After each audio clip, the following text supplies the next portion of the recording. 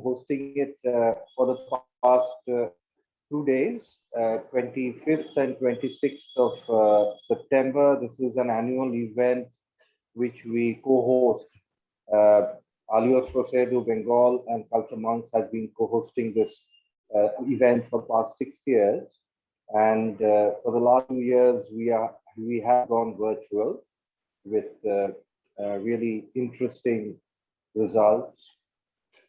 Yesterday, we had a very interesting round table on storytelling and also a performance session.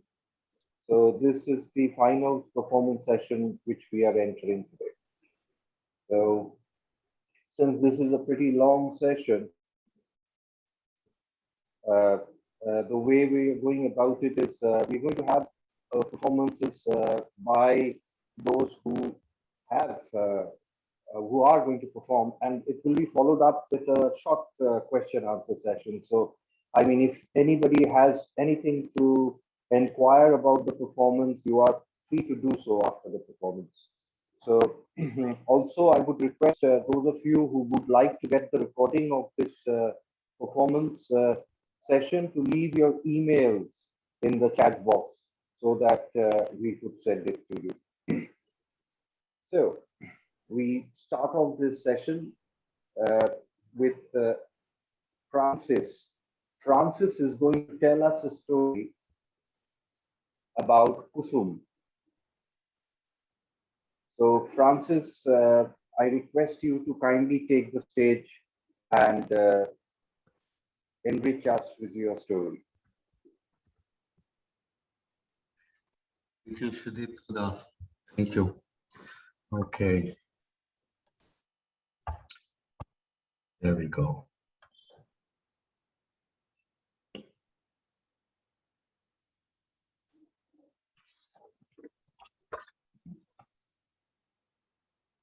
Just a little bit of preparation.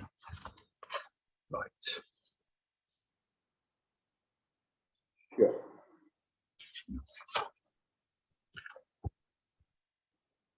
Her name was Kusum. She had been walking in front of me for a while, and I had slowly fallen into the pace and into the rhythm of her footsteps. And I had seen this truck coming towards us as the pinpoint head on a whirling funnel of sand and dust, but quite there in the distance.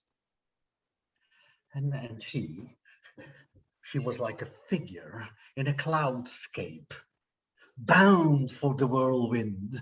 And all I could see was her backside in rags and the lotus prints of her feet on the dry riverbed sands, and the tray on her head, and the glasswork on it.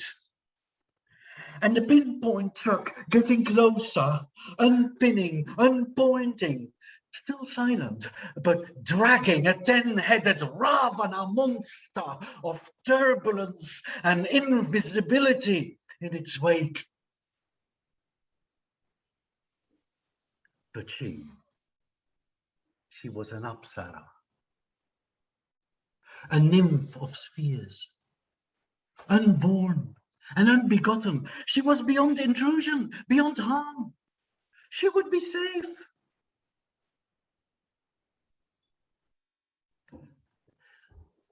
I don't know if I should be telling you this, because conversations between mere mortals and other beings are supposed to be potent spells that keep their tantric magic for just as long as they remain within the realm of well-kept secrets. But here we go. In my walking days, I actually did tend to pray quite a bit, as at that time I was contemplating on some utterly complicated stuff with regard to soul, or is there no soul, Atman, Anatman, while I gently negotiated my way down from the foothills through the basin of the river Gandak towards Patna and yonder to Bodh Gaya, and hence to Kashi, where the wheel of the Dhamma was brought into motion, and I longed to be riding in its tailwind. But all this was really quite of a walk, but don't go too whoa on this or something, because I trod with time and a stack of slowing, albeit sometimes enlightening thoughts in my head. So, Ram, Ram, Ram, I said, Ram, let her be safe. But my prayer got unheard. She was walking in front of me, and I had gradually descended into her pace and into the teen-tal rhythm of her body, when the silence of the setting sun burst out in bleeding as it got struck in the back by the roar of that engine. And now the truck got really close, and I was about 300 feet behind, trying to unite with her footsteps. But now I could feel this Ashok Leyland thunder and blast. And I remember very well that in a flash, I wondered why, for goodness sake, why did the driver not even blink? And why the girl kept walking and walking and walking, and she didn't even budge, not an inch. And then when it was too late, I shouted, yes, yes, I must have shouted. I shouted, didn't I? I shouted! And all, but I cannot recall the exact words. And I'm sure that I was shouting while all of it, the evening sun and the road and the girl and the tray and the glasswork and the truck and my thoughts and my shouting and everything got involved with particles, marticles, sarticles, darticles.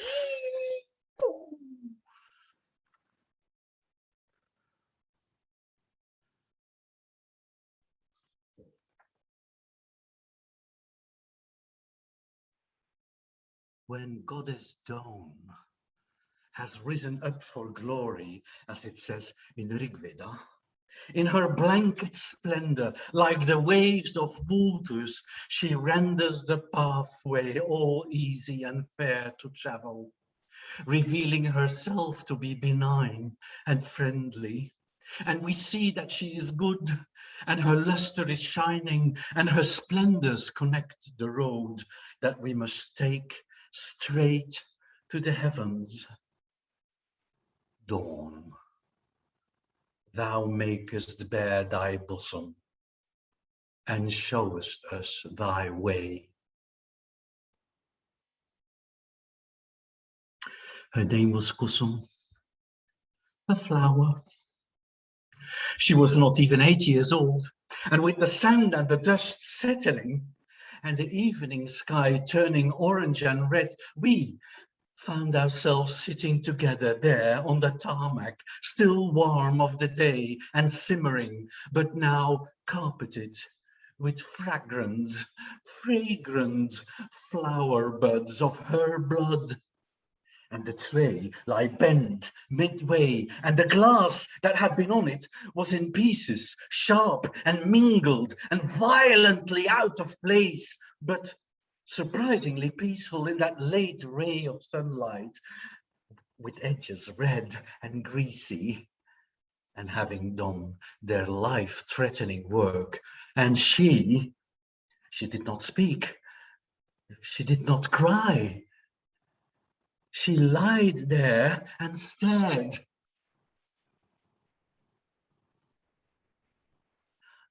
I knew quite a bit of verses by heart back then, and I prayed again. Uttishta jagatra prapya varani bodhata kshurasya dharani shita durachaya durgam patastat kavayo vadanti.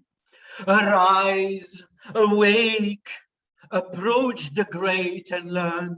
Like the sharp edge of a razor is the road, so the poets say. And indeed so hard to tread and difficult to cross. Arise, awake, and stop not till your goal is reached.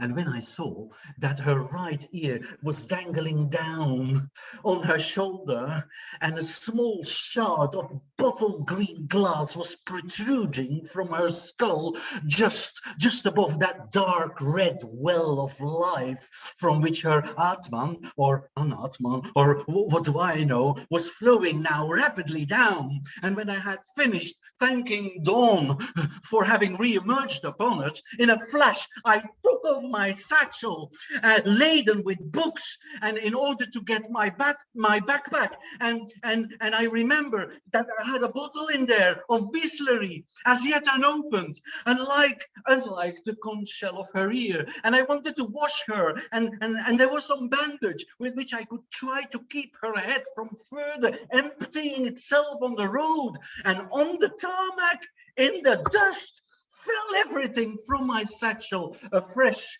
copy of the Katha Upanishad, from which I had just recited the verse, and Hans Wolfgang Schumann's In the Footsteps of the Historical Buddha, by that time in tatters, and the works of Dharmanand Kosambi, his essential writing, gracefully edited by his granddaughter, and of course, Shantideva's Bodhicharyavatara, and even 100 poems by Ahmed Faiz.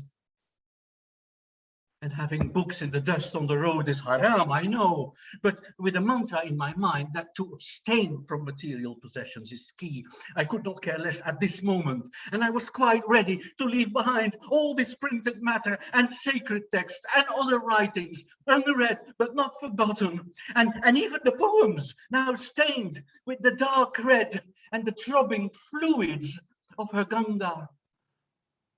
Could it be that in my bag was the essence of her life? I was in haste, and I did not even assign a fraction of expensive time to delve deep into my bag and to look for the bandage. So I took out a fresh kurta that I had just bought on the market in Muzaffarpur, and I tore it.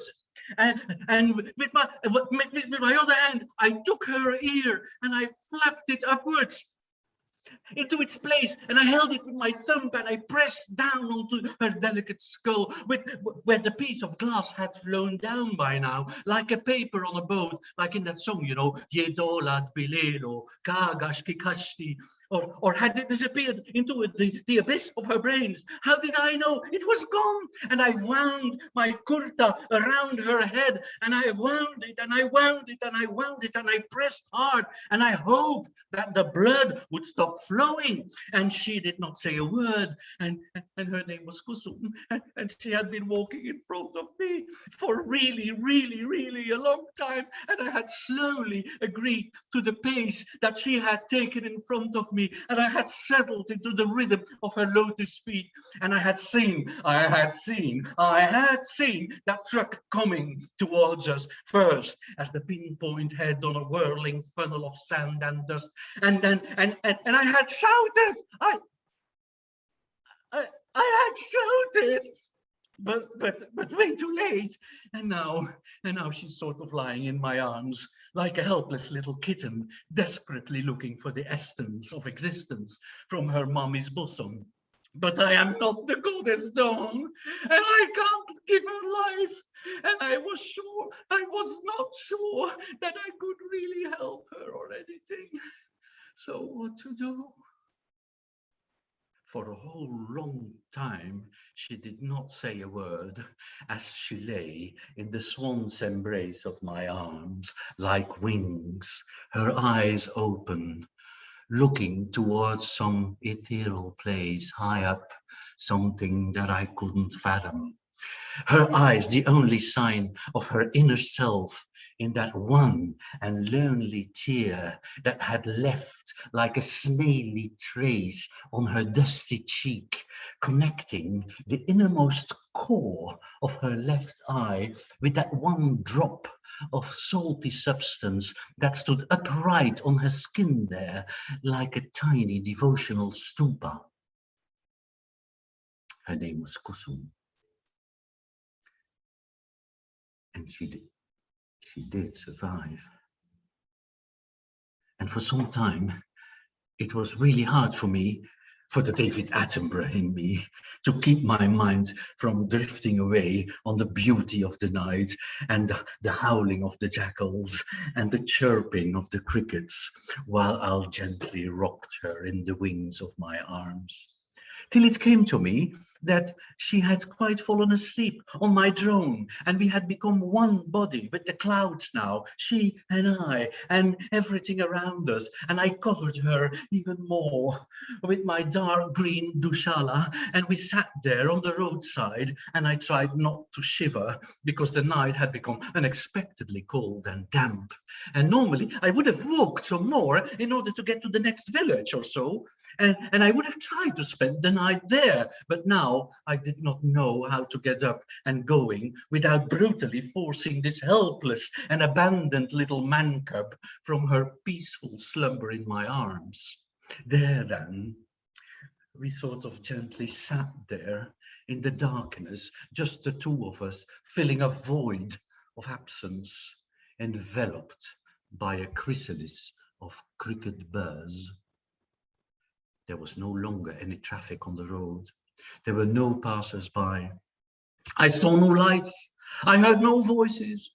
And she breathed slowly and deliberately. And so did I. And the broken glasswork was still on the road, untouched, unused, pathetic looking, like run-down sparrows with carmine linings on their broken wings, useless, hollowly deep. So we sat there, and she breathed for life with every inch of her body. She breathed for spirit. I think she breathed for Atman, her Atman, my Anatman, or whatever. What did I know? But she seemed to breathe for the both of us, and thus we spent the first vigil of the night. And of course, I would not sleep. It occurred to me that I should probably sing a life-giver's song or plead for her life, like Savitri notoriously once did so well for her husband Satyavant, luring Yama, god of death, into the realms of her charms with poetry and loving kindness. But would my kirtan and my metta do if Yama came? I doubt it. Would I be good enough and strong enough? Most surely I would not. And then for a second, I thought of the village, as yet unseen and undiscovered, that swan's nest that was bound to lay across somewhere in the barren mustard fields, where pie dogs were heard howling in the darkness, and where shelter and care were sure to abound, and where the kusum in my arms must certainly hail from.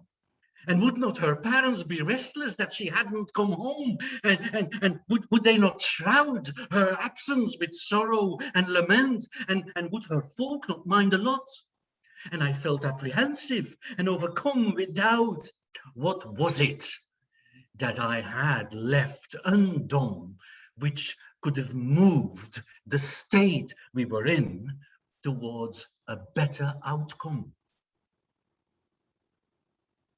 And thus passed the first vigil, and with the coming of the second vigil, I got overpowered by an all-pervading urge to act, and I decided to wake her and speak to her urgently and questioningly and admonishingly, severely, yet lovingly, as a father would do for a long-lost child. The stridulation of her dreams interrupted. She looked at me, and the milky ocean in her eyes seemed smaller than I remembered. And although she did seem to hear and understand my questions and my worries and my doubts and my fears, and she chose to not say a word. And I decided to call her Kusum, which means flower. And she kept staring at the broken glasswork on the road ahead. And then it came to me, and I understood. and I read it in her every pore that even with her head bandaged in the best of my kurtas and her ear dug somewhere deep inside the womb under the makeshift turban that I had draped her head with, she could not go home, not possibly, because she had broken the glass. She would be held responsible for the damage. Her folk would be furious at her. So we kept seated in the night, in the cold, on the road, she and I. Once upon a time, in a piece of secret teaching known as the Katha Upanishad, when Nachiketa had noticed that his father had been selecting a bunch of second-rate goods to offer to the gods, he resolved to do better than that. And he went to his daddy, Nachiketa, and he said, I am one of your most prized possessions, am I not? I am responsible, and I wonder to whom among the gods will you be offering me? Well, it should not surprise you that Nachiketa's old man was not too fond of the way in which he was being criticized by his boy for being frugal in his dealings with the gods. So, a bit angry, the father said, you, Nachiketa, well, you, I shall give you to Yama, the Lord of Death. Thus it happened that Nachiketa arrived at the doorstep of Death's office building in town. But since Death had just gone out for a short break away from the office, Nachiketa had to wait for no less than 3 full days and nights before finally he was being passed through security and giving a visitor's badge by one of his lordship's uncanny yet able attendants. And then he came to the office itself, and as it turned out, he met Lord Yama. And Lord Yama seemed to be in no mood for insults or broken promises. And he kindly spoke to Nachiketa, and he said, well, boy, since you have been waiting for 3 nights, now you may ask me for 3 boons. Well, this was fine for Nachiketa. So he proceeded forthwith, and as a first boon, he asked, well, limitless amount of peace of mind and 3 times Shanti, Shanti, Shanti for both his father and himself, which was granted. Easy enough. Next, Nachiketa wished to learn how to set up a user account for an augmented reality game called Fire Sacrifice, which is an altogether serious business and some kind of hanky-panky that is normally reserved for only the highest ranking of divinely admitted cronies. And although Yama was understandably less keen this time, he had no other choice than to comply with this too. And for his last and 3rd boon, brave Nachiketa asked fearsome Yama to be taught the enduring mystery of what comes after death. A congenital question, frankly, which was met with astonishment and bewilderment and sheer unbelief by Yama, since not even the Lord of Death seems to be able to fully grasp what comes after death, let alone to be given explanations thereof. But Nachiketa, urged by Yama to ask for anything else, such as wealth or fortune, or an almirah full of silk saris for his mother if she wanted. Nachiketa got a wee bit annoyed by Yama's refusal to comply to this 3rd boon, and not taking 42 for an answer, our hero could not but remind the Lord of his hitherto unanimously praised and pukka reputation in steadfastness and honesty and sticking to one's word. Whereupon Yama, with an air composed and unflustered, secretly pleased with the apparent stubbornness and unrelenting inquisitiveness of his disciple, at last started elaborating on the intrinsic nature of the true self, the Atman. Yes, the soul, and not the not soul. The human soul itself, which is believed, said Yama, to exist and persist even at yonder side, and which should be realized by the devotee to be inseparable from, no, identical with the Brahman, the supreme divine spirit, the vital force in the existence of the universe. You see, thought Yama, that art thou, Tattvamasi, and thy purpose, the goal of the wise, is to fully realize this all-encompassing soul. This was, well, whoa. I mean, this was a very whoa, an absolutely dumbfounding piece of knowledge to be receiving from a Godhead, which is why it took Nachiketa more than a few minutes to digest and get himself together. But in the end, he started grasping the idea and see the light, and thus having learned the wisdom of Atman and Brahman from Yama, the Lord of Death, Nachiketa was freed from the cycle of birth. Her name was Kusum. She was only 7 years old.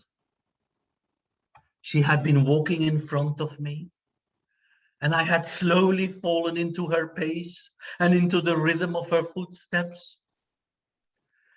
And although I had seen the truck coming towards us, first a pinpoint head on a whirling funnel of sand and dust, but later swelling and swelling and swelling and rolling by like the ire of Indra, I had not shouted.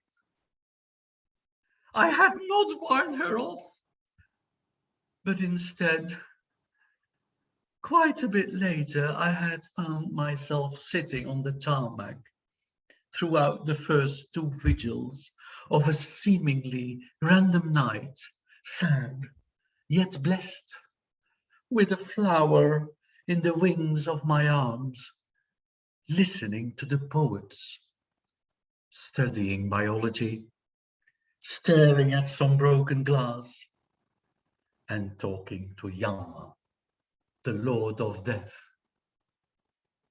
And she survived.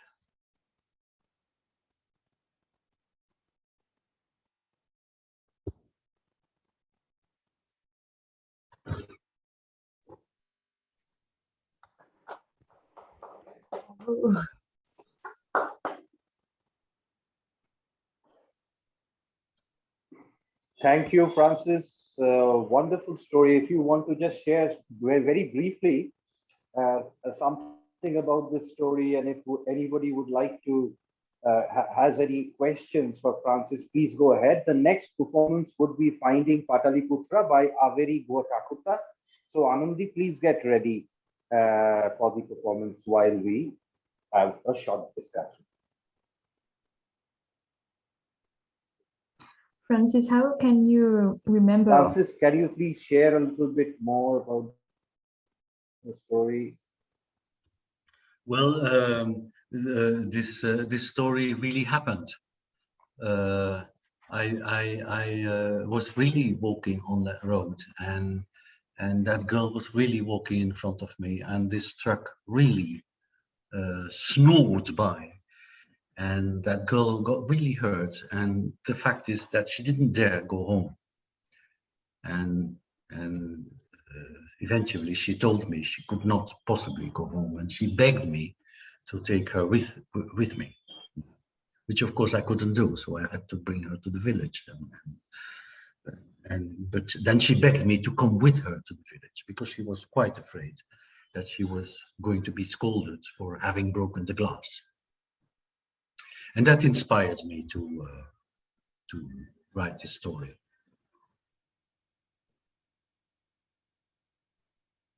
Because this story is I think evokes the fact that life is not black and white. You know, no one is to blame, but things happen, and we have to understand all the things that are at play, and it would be easy to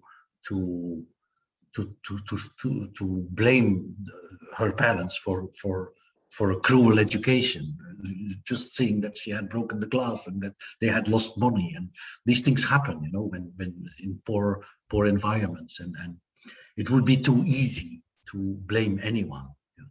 So I think I've tried to put this ambiguity in this story.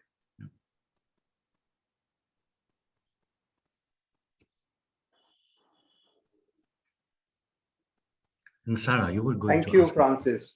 Anandi, oh, Sarah was asking some question, was it? Sarah was. Yeah. Yes, just Anandi, if you're ready. sorry. Yeah, so Francis, how did you work on this? How have you prepared this performance at home? Because it's very lively. This reading, you mean? Yes. Yeah. Because you perform. It's not just reading. Yeah. Yes, I have. This is what I usually do when I'm asked to tell stories in public. I just want to be alone for an hour or so before doing so, and I go through the text and I try to embody the text as deeply as I can, and I collect some props. Like here, I collected the very books that were in my satchel that day, and I just picked a truck. And I think just the small prop here and there always helps as a visual anchor. But these things I do at the very latest moment. Yeah, thank you.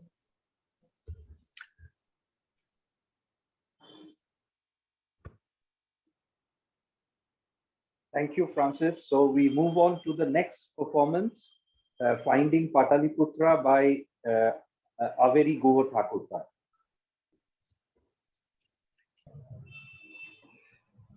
My name is Averi Guha Thakurta and I will be performing a story called Finding Pataliputra.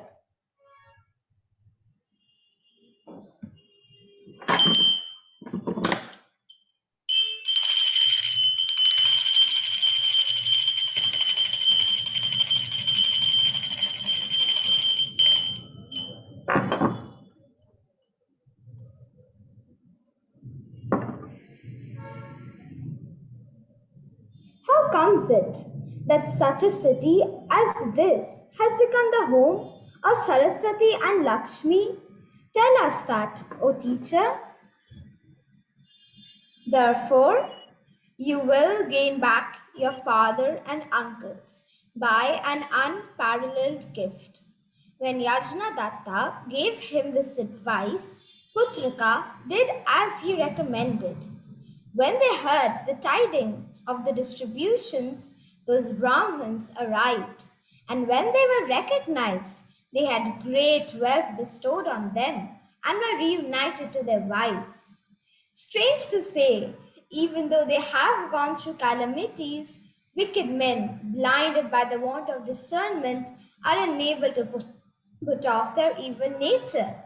After a time, they hankered after royal power, being desirous of murdering Putraka. They enticed him under the pretext of a pilgrimage to the temple of Durga, having stationed assassins in the inner sanctuary of the temple. They said to him, "First go and visit the goddess alone. Step inside."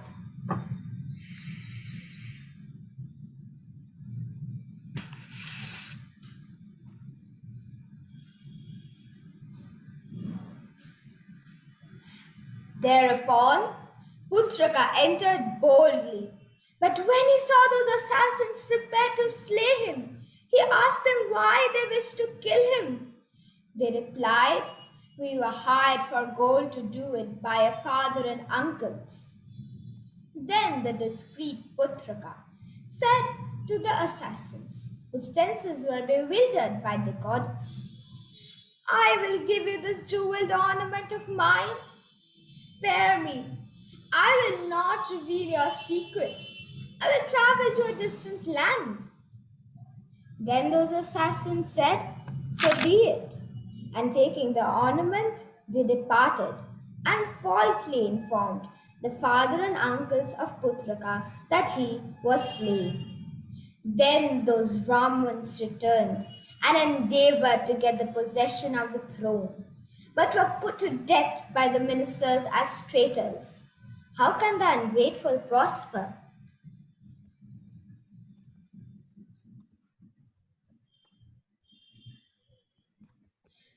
Meanwhile, Putraka, faithful to his promise, entered the impassable wilds of the Vindhya.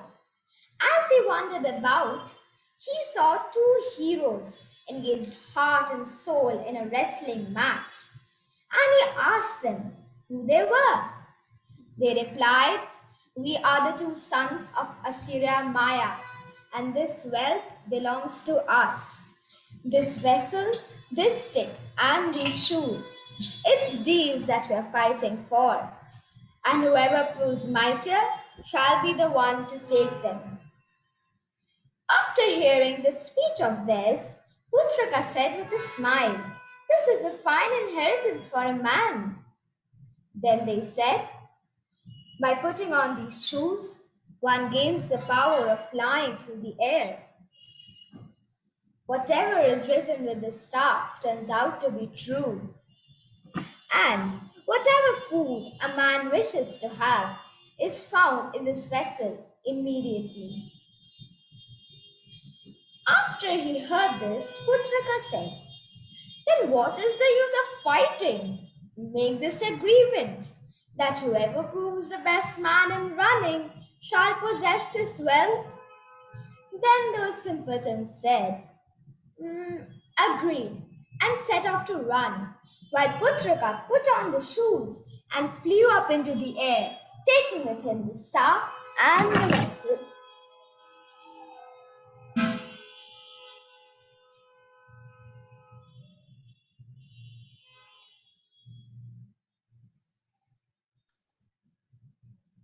Then he flew a great distance in short time and saw beneath him a beautiful city named Akarshika and descended into it from the sky.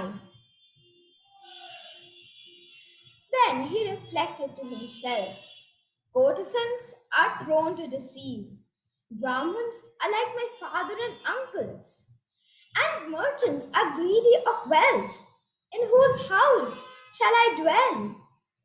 Just at that moment, he reached a lonely, dilapidated house and saw inside it an old woman. So he gratified her with a present and lived there unobserved, waited upon respectfully by the old woman.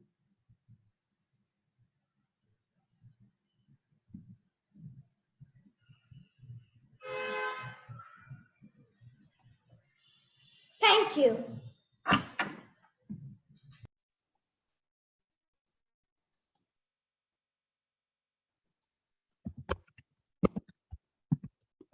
Thank you. Thank you, Anand. Thank you. Thank you, Anandi. Thank you. Excellent performance. This was Averi Gaur Thakurta doing an extract from a story called The Story of Pataliputra, which of course renamed as Finding Pataliputra. So now I would request Maya for the next performance, which is the story from the creations from the sea, the story of Sedna from the Arctic by Maya Ross. Thank you very much. If I could just ask you to all close your eyes for a minute, and I will put on some music and get comfortable. Sure. And Sarah, can you please highlight, spotlight Maya? What? Can you repeat, please? Sudipta, I don't hear you. Spotlight Maya, like there is an option. Okay, okay. Okay. Hmm.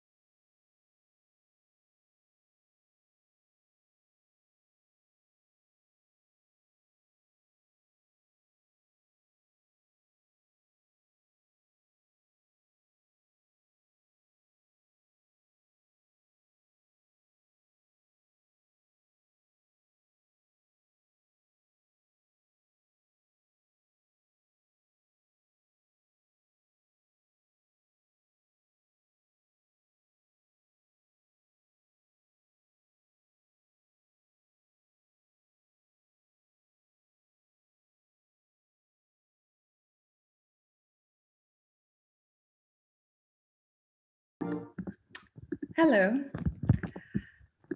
my name is Maya, and I will be telling the story of Sedna. I'm privileged to tell this story, which I heard in London, which was part of the British Museum's Arctic exhibition from the magnetic north. It was told by a native Kalalek, Greenlandic Inuk, or Inuit person in Greenland. I come from a multicultural background, but I come from an indigenous heritage as well. And so I am very grateful to retell this story today. And I also want to acknowledge the rich and cultural heritage and the important teachings that they have to share with the rest of the world.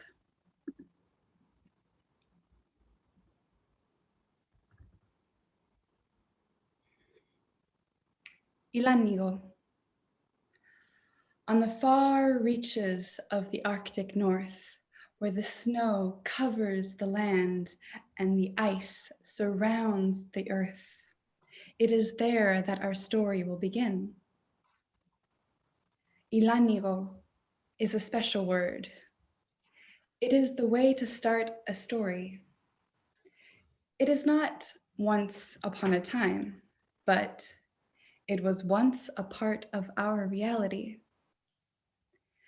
Ilanigo. There were once a father, a tata in the Inuktitut language, and panika, which means daughter. And they lived on their own. And this was unusual because most of the villagers lived far away in the village all together in groups, large groups. Fathers and mothers, grandparents and grandchildren, uncles and cousins and siblings would live and eat and sleep together.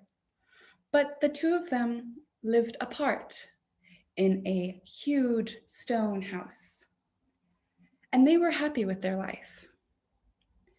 The stone house covered a large part of the landscape and overlooked this landscape.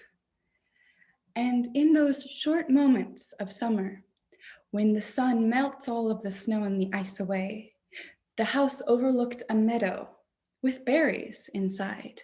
And the girl would go and pick the berries, and she would make food from the delicious sweet berries. And the nectar was so sweet, it just brightened her day.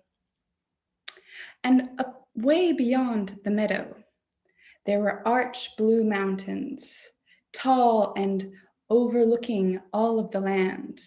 And from the mountains, trickled a stream that flew all that trickled and moved and swerved down into the valley and into the ocean. And the little girl, well, she would go out hunting with her kimik, which means dog in the language of the Arctic people. And she would go out with her little dog as a companion, and they would run and they would catch things and they would hunt for food like the foxes. And sometimes she would play with the foxes because they were just so beautiful. And the hares, the white hares. Her father was also a very important fisherman in the community and hunter. And he would go out and hunt for food and bring it back for them to eat together. The father was a very traditional man, and he was very, very spiritual. He believed deeply in the spirits that surrounded their world and looked over them as humans. He would go and he would place offerings in front of different parts of landscapes, like the trees or the little homes of hares and foxes, for they all had spirits. One day, the father went to his daughter and he said, "Daughter, it is time for you to get married." "Aha," said the daughter, "I do not wish to get married. I want to stay here with you. I'm happy here. Why would I go and get married?"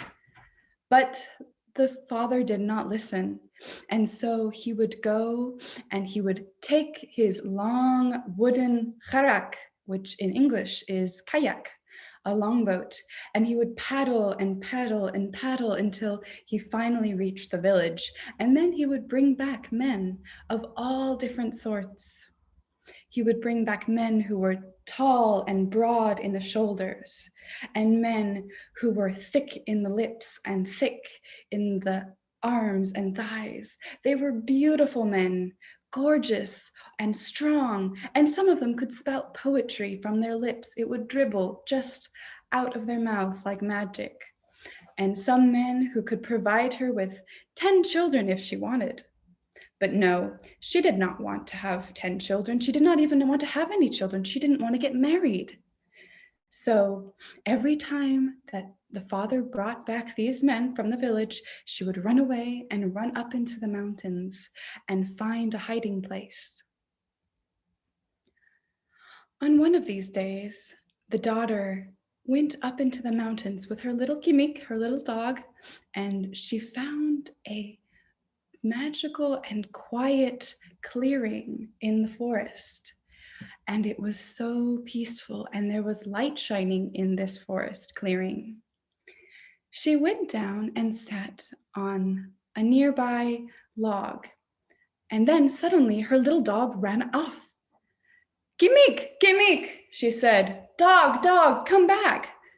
But the dog did not come back. She waited and waited.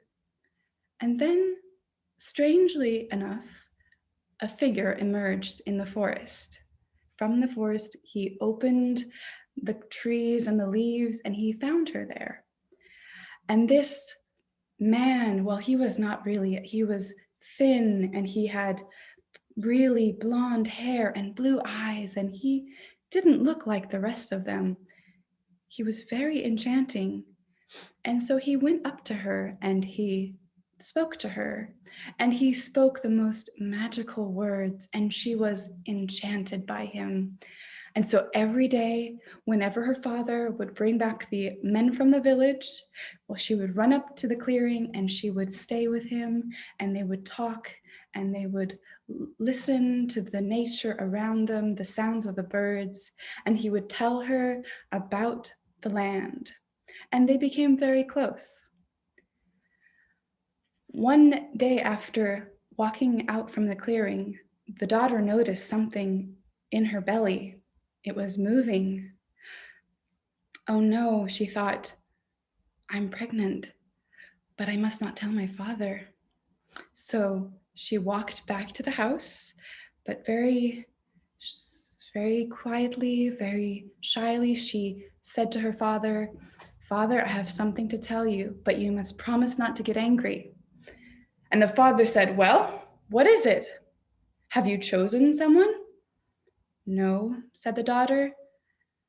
"Must promise not to get angry, but I'm pregnant." "How could you be pregnant?" said the father. "You've not been with one single man." Well, the daughter said, she could not tell her father of the spirit man because she knew that he was so deeply spiritual and so observant of the spirits that if she told him of this act, that he could do the worst to her. So she said, "Well, as I was going up to the forest and I had my little dog with me." "What? Daughter!" He cut her off immediately, and he took her by the hair and he threw her on the floor. "How could you betray me like this? How could you betray the spirits like this?" And so he flung her outside and he took her onto the harak, on the kayak, and he paddled and paddled out into the ocean where there was nothing, just water in front of him and water behind them. And that's where he stopped. And the daughter, well, she was crying, but still the father was in a blind fury and he threw her into the water. "Daughter, you no longer belong to me. You're no longer my daughter," said the father. But that was not enough for him. And so he took out his knife, his little carving knife from his belt, and he cut off every single one of her fingers. And then she started to sink down into the ocean. And the last thing that she saw was her father's kayak floating back to the land. And then she finally reached the bottom and everything was pitch dark. And then suddenly it was light again. And she had emerged into this incredible, powerful goddess. And the fingers that were cut off, they transformed into the animals of the ocean. They transformed into the walrus, they transformed into the seal and the fish and the seagulls and all of the animals of the ocean. And there she sat in her realm under the ocean, now controlling all of these animals, for they belonged to her. They were hers, for they were her fingers. And so she would let them out and into the ocean, and they went far across every side of the ocean, all over the world. But she was still very unsure of herself as a goddess. And so, to help her, a anakoko came down into the water and transformed a shaman, a magical person, a priest. And that anakoko helped her and took care of her and soothed her and told her of all of the little lessons that she needed to know. And she even was braiding the girl's hair, and they would sit and they would talk, and she would tell all of the things that would happen on land, and the girl felt comforted, like she was being taken care of. And so after the anakoko told her of the ocean and the stories that it had, she became stronger. And so whenever she knew that her animals were in danger, she called them back to her and kept them safe in her little realm. And she comforted them and she stroked their backs and she would feed them. But then, of course, when this happened, when she kept them close to her, she knew that the humans on land would sometimes disobey and mistreat the animals of the ocean. And so when that happened, she kept them with her. But when she knew that the humans could be calm and kind and understanding of the animals, then she would let them go, and then she would let the humans feed on some of these animals or do whatever they needed to sustain themselves as people. And remember, she was pregnant and she did have a litter of children. And these children were half dog, half human. These creatures were supernatural.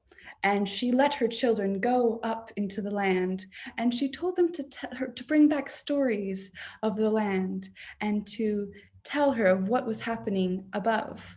For she still did think about her father, and he was growing very old. But she was happy with her children and her creatures around her. And that is why we must protect the environment and the animals, in particular those up in the north, where we know things like climate change are happening and oil spills. So I bring this story to you, and thank you very much.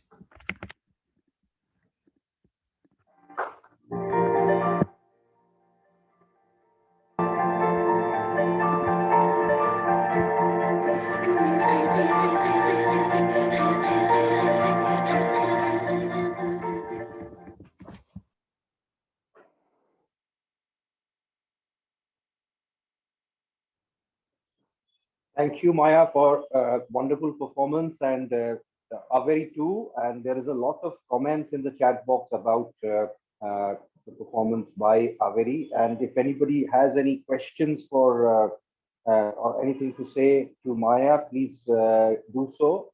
The next performance is Missing by Varun. So after this discussion, we would move to Varun's performance, which is Missing.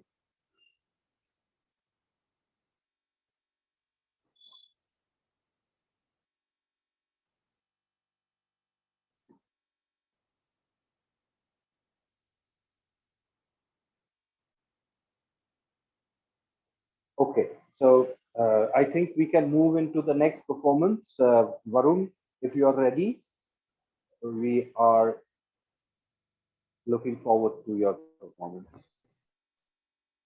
If you wish, you can all put your videos on if you wish. Okay.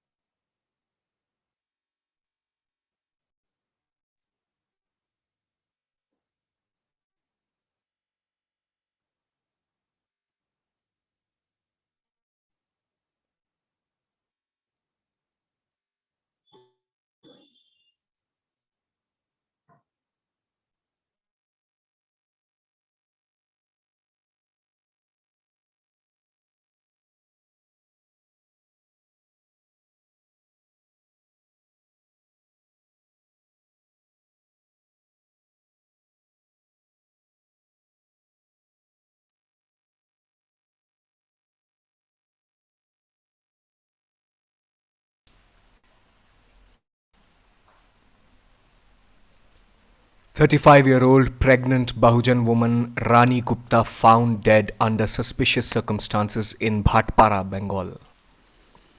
Family alleges blackmail, kidnapping, extortion and murder by her husband. 10th June.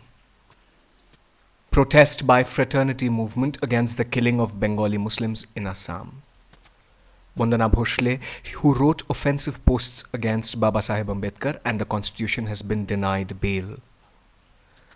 We consider this as a victory of the Constitution and the people, say Dalit Bahujan activists. Kabir Kala Manch members Jyoti, Sagar and Ramesh complete 1 year in prison after being arrested in connection with the Bhima Koregaon case. We dedicate the 2018 Dalit History Month to Rajni Tilak's towering and inspiring legacy. Rajni Tilak passed away on 30th March 2018, defending Dalit history and the liberating power of Dalit culture and art. Uttar Pradesh. Dalit women find it harder to report rape under the Samajwadi Party government. Some statistics from the National Crime Records Bureau: in 2003, the number of Bahujan women raped was as low as 190. While in 2004, the number of rapes rose steeply to 250. Due to a decent regulation of law and order, the number of such atrocities came down to just 220 in 2005, 230 in 2006. However, since 2006, there has been a sharp and marked rise in atrocities committed against Dalit Bahujan women. In 2007, it was 300. In 2008, it was 350. In 2009, it was 300 again. In 2010, it was 390. In 2012, almost 300 again.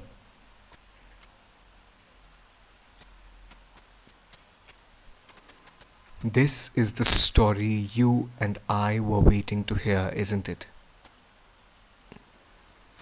Clear, cogent, statistical, good reporting, conscious and sensitive journalism that also takes into account Dalit Bahujan society amongst the great number of atrocities that anyway fashion themselves around us magically. There is a lot more where this came from. Wall Street Journal says India's rape cases are colored by caste. Oxfam India asks, when schools continue to exclude, can education reduce caste discrimination? Hindustan Times says scheduled caste among the worst sufferers of India's job problem.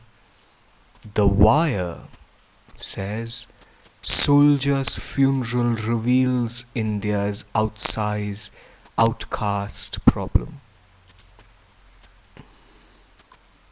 All of this information has been a part of my research for long now. An unending tunnel of research that doesn't yet know where the tunnel leads. If there is at all the proverbial light at the end of this catacomb-like cave. Every time my reading throws up more information, more numbers, further news, emerging discourse, impending conferences, I plan how this information can be spoken about. I plan the modus through which it could be laid clear who the caste oppressor is in our society and who the historically oppressed have been. I evolve, nurture, and carefully culture practices through which this information can be categorized, digitized, aestheticized, consolidated, accumulated further.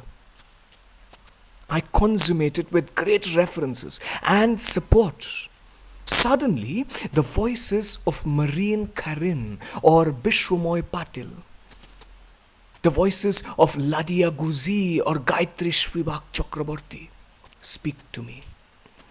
I urgently also have to refer to Gail Umvet and Dilip Mandal, Ruth Manorama or Subcommandant Marcos in a frantic effort to fathom a way of constructing a correct, politically alive, charged and important piece, a work piece, a story work piece, a performance maybe, a visual architecture that is all too Brechthian and yet commedia at once, that attempts to beckon Tatsumi Hijikata and Shakespeare too in the very same breath, so that somehow there descends upon my bodily instrument a great Tagorean grammar in which to juxtapose and superimpose and yet delineate the caste-based atrocities that we read about, that we very conveniently live with. Hey, Varun, what is this story? What is the story here? What are you talking about? I mean, where is the beginning, the middle, the end? Varun, Varun, have you not begun your story already? What are you going to do? What are you going to do, Varun? I first thought I would put together all of my research, place together data, statistics of Dalit Bahujan births and deaths, information about Adivasi mortality and caste-based crimes in a newsprint-like graphic background against which I thread the sacred Brahminical upper caste thread, the Janayu, ritually, and mark it with turmeric, while the factual truth and the material reality of statistical records that most of these crimes are committed by upper caste men, the elite and the privileged among the backward classes even, having gained better economic mobility than their less privileged counterparts. Then I realized, but no. Then the argument is that at the core of all oppression is the ugly face of power, and that power is exerted by every person who rises higher in the ladder of privilege and claims it. So, why not let Michel Foucault rise to the occasion? I thought I shall carve out POWER in black on my saffron-painted bald head. A saffron that is reminiscent of the cultural, current political dispensation, and a black that speaks to its ugliness. I shall then take names, dole out names of the dead, the deceased, the criminally and atrociously murdered members of Dalit Bahujan society over the past weeks, months, years, decades, why, even centuries, and millennia even. And to the sound of these names,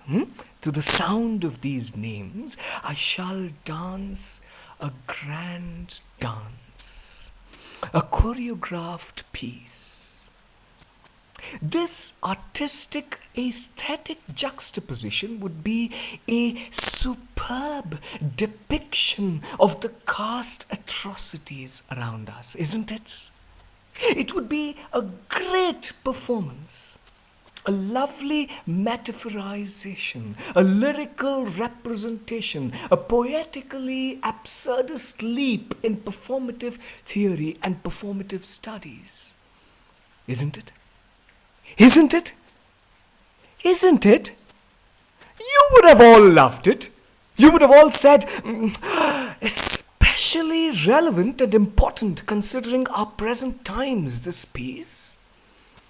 What a lovely performance. I would have felt nice, but humble. You see, for as artists, we must all be humble. We must restrain our ego, our pride. It's also a serious political subject. So in a restrained, consenting, and yet humble, deeply thoughtful, and yet benevolently generous manner, I would... Oh, so sad. We should do something about it.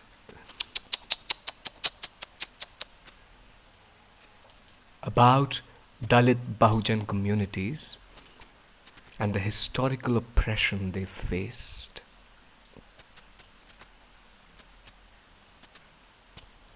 Who am I? I am me. I am an oppressor caste, Brahmin practitioner of multiple art practices who every day by his research, in her search for method, for grammar, in their yearning for the furtherance of their artistic practice, cast out, stare out even, multitudes of the historically oppressed brethren of our world into this abyss of post-mortem data, of media announcements, of drastic numbers, of sensational subject matter, in a way that they are not living, breathing, working, moving individuals, but distant, pitiable indigeneity, to whom my postmodernity is lost. Well, it is lost to me because I gaze them out of my everyday life.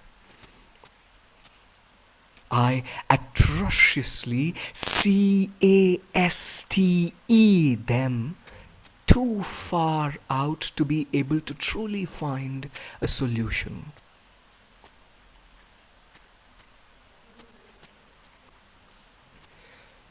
What is the problem? What solution? Whose story is it to tell? And whose story is it to listen?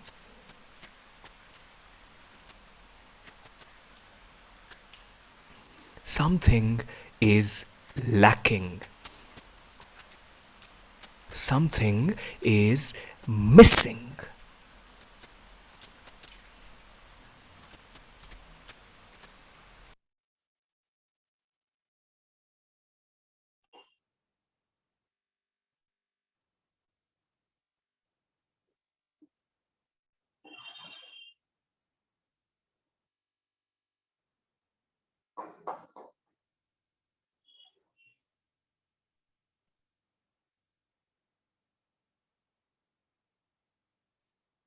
I do hope the audio was. I didn't hear anybody, so.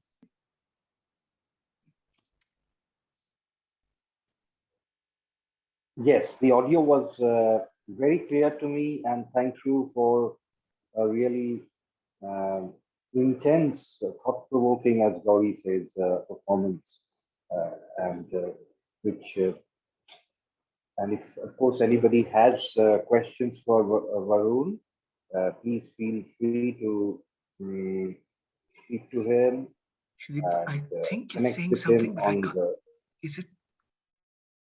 who. Somebody is saying something. I can't see anybody, the person who is talking on the screen. But if anybody is trying to ask a question, please go ahead.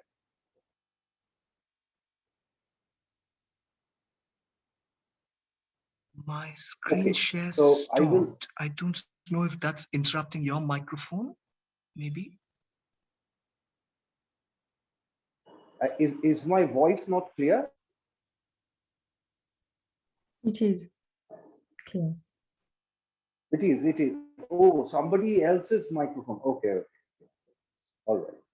All right. So, okay. Now, the next request, Ava, to please come forward with her performance for the evening.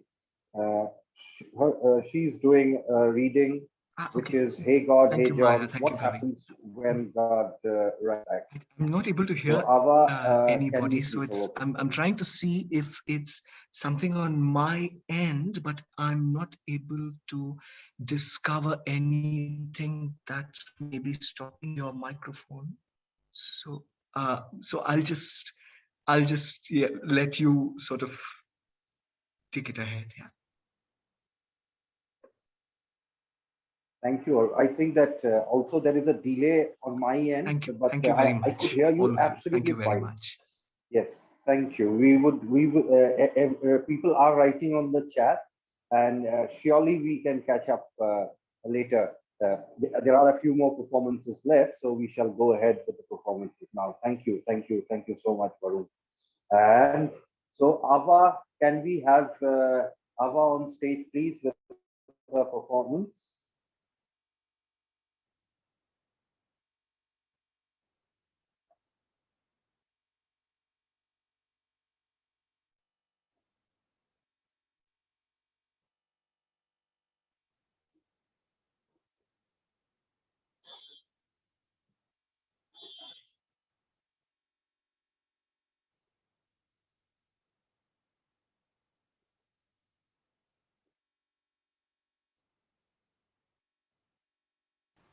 Sudipta?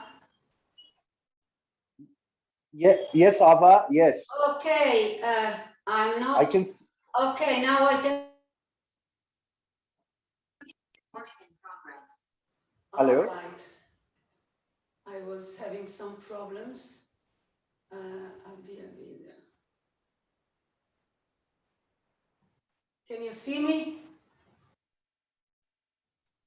Yes, perfectly, perfectly. Yes. I'm glad. So I am going to read 2 poems by John Rödel from his book, Hey God, Hey John, What Happens when God Writes Back?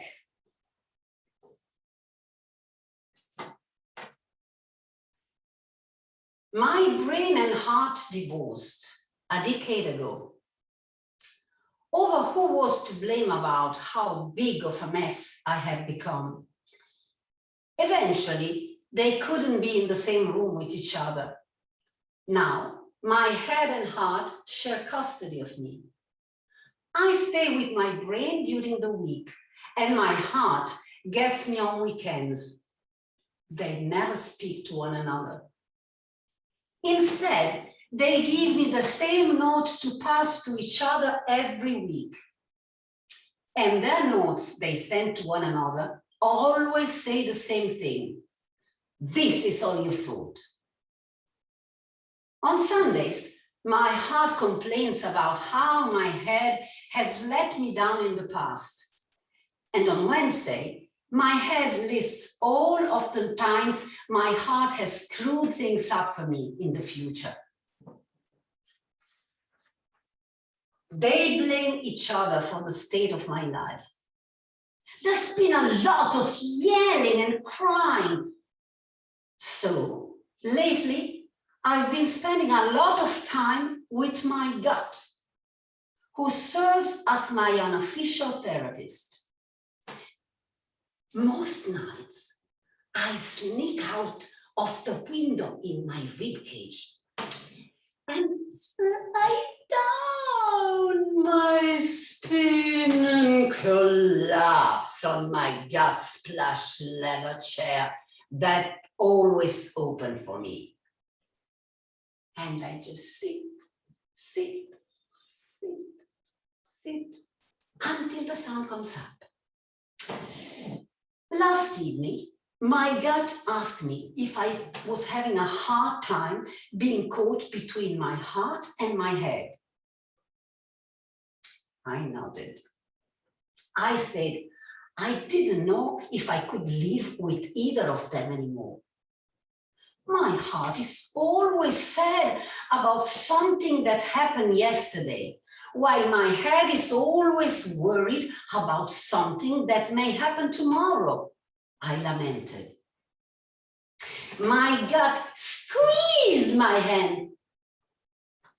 I just can't live with my mistakes of the past or my anxiety about the future, I sighed. My gut smiled and said, in that case, you should go stay with your lungs for a while. I was confused. The look on my face gave it away. If you are exhausted about your heart's obsession with the fixed past and your mind's focus on the uncertain future, your lungs are the perfect place for you. There's no yesterday in your lungs. There's no tomorrow either. There is only now. There's only inhale. There's only exhale. There is only this moment. There is only breath. And in that breath, you can rest while your heart and head work their relationship out.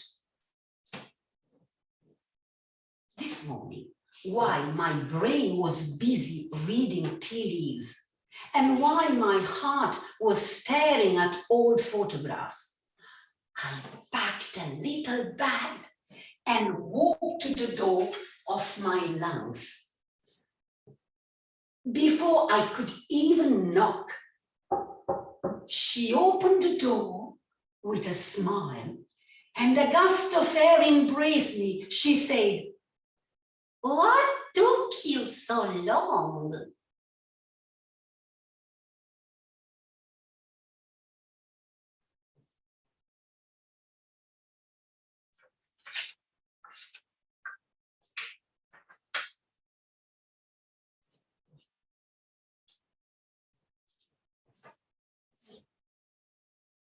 Hey, God.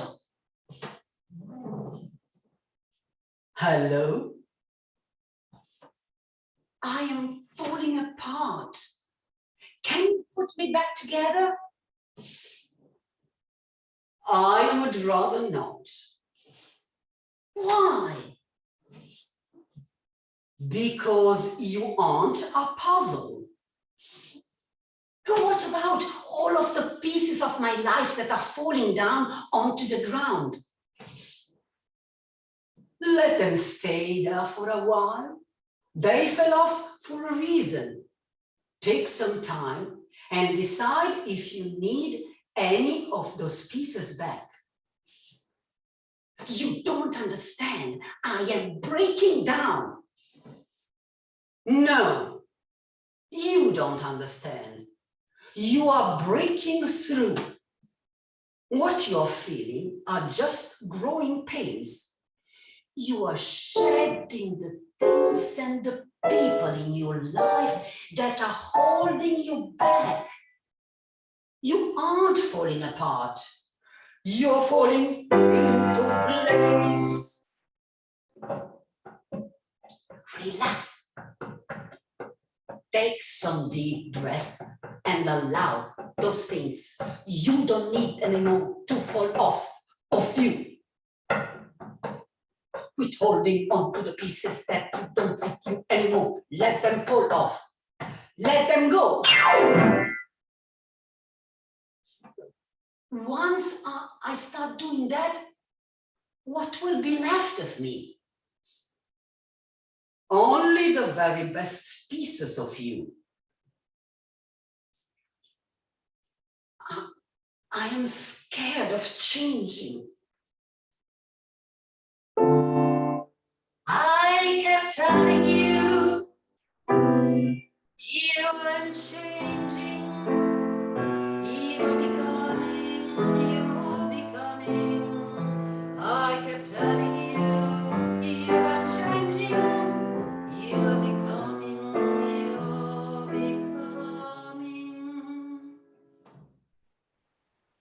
Becoming who? Becoming who I created you to be. A person of light and love and charity and hope and courage and joy and mercy and grace and compassion. I made you for more than the shallow pieces you've decided to adorn yourself with what you cling to so much greed and fear. Let those things fall off you. I love you. Don't change. Become who I made you to be. I'm going to keep telling you this until you remember it. There goes another piece. Yep. Let it be, let it be, let it be, let it be. So, I'm not broken. Of course not. But you're breaking like the dawn. It's a new day. Become. Of course not. But you're breaking like the dawn. It's a new day. Become.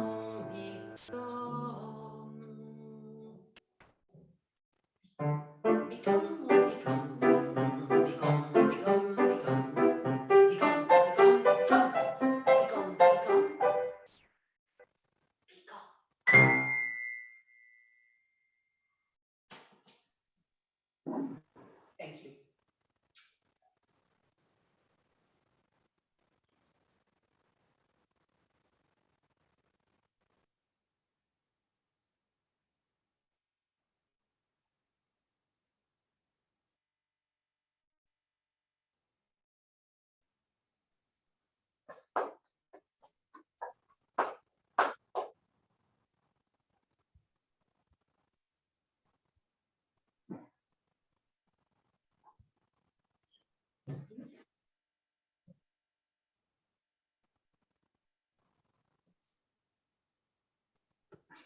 Thank you so much, Ava. It was such a beautiful piece of creation, and thank you so much for giving us this gift this evening. We move on to the next performance by Orko Mitro Ghotok. It is When the Divine Emerges as a Mother, the story of a female saint from India. It's a story and performance by Orko Mitro Ghotok. So please, you can take the stage.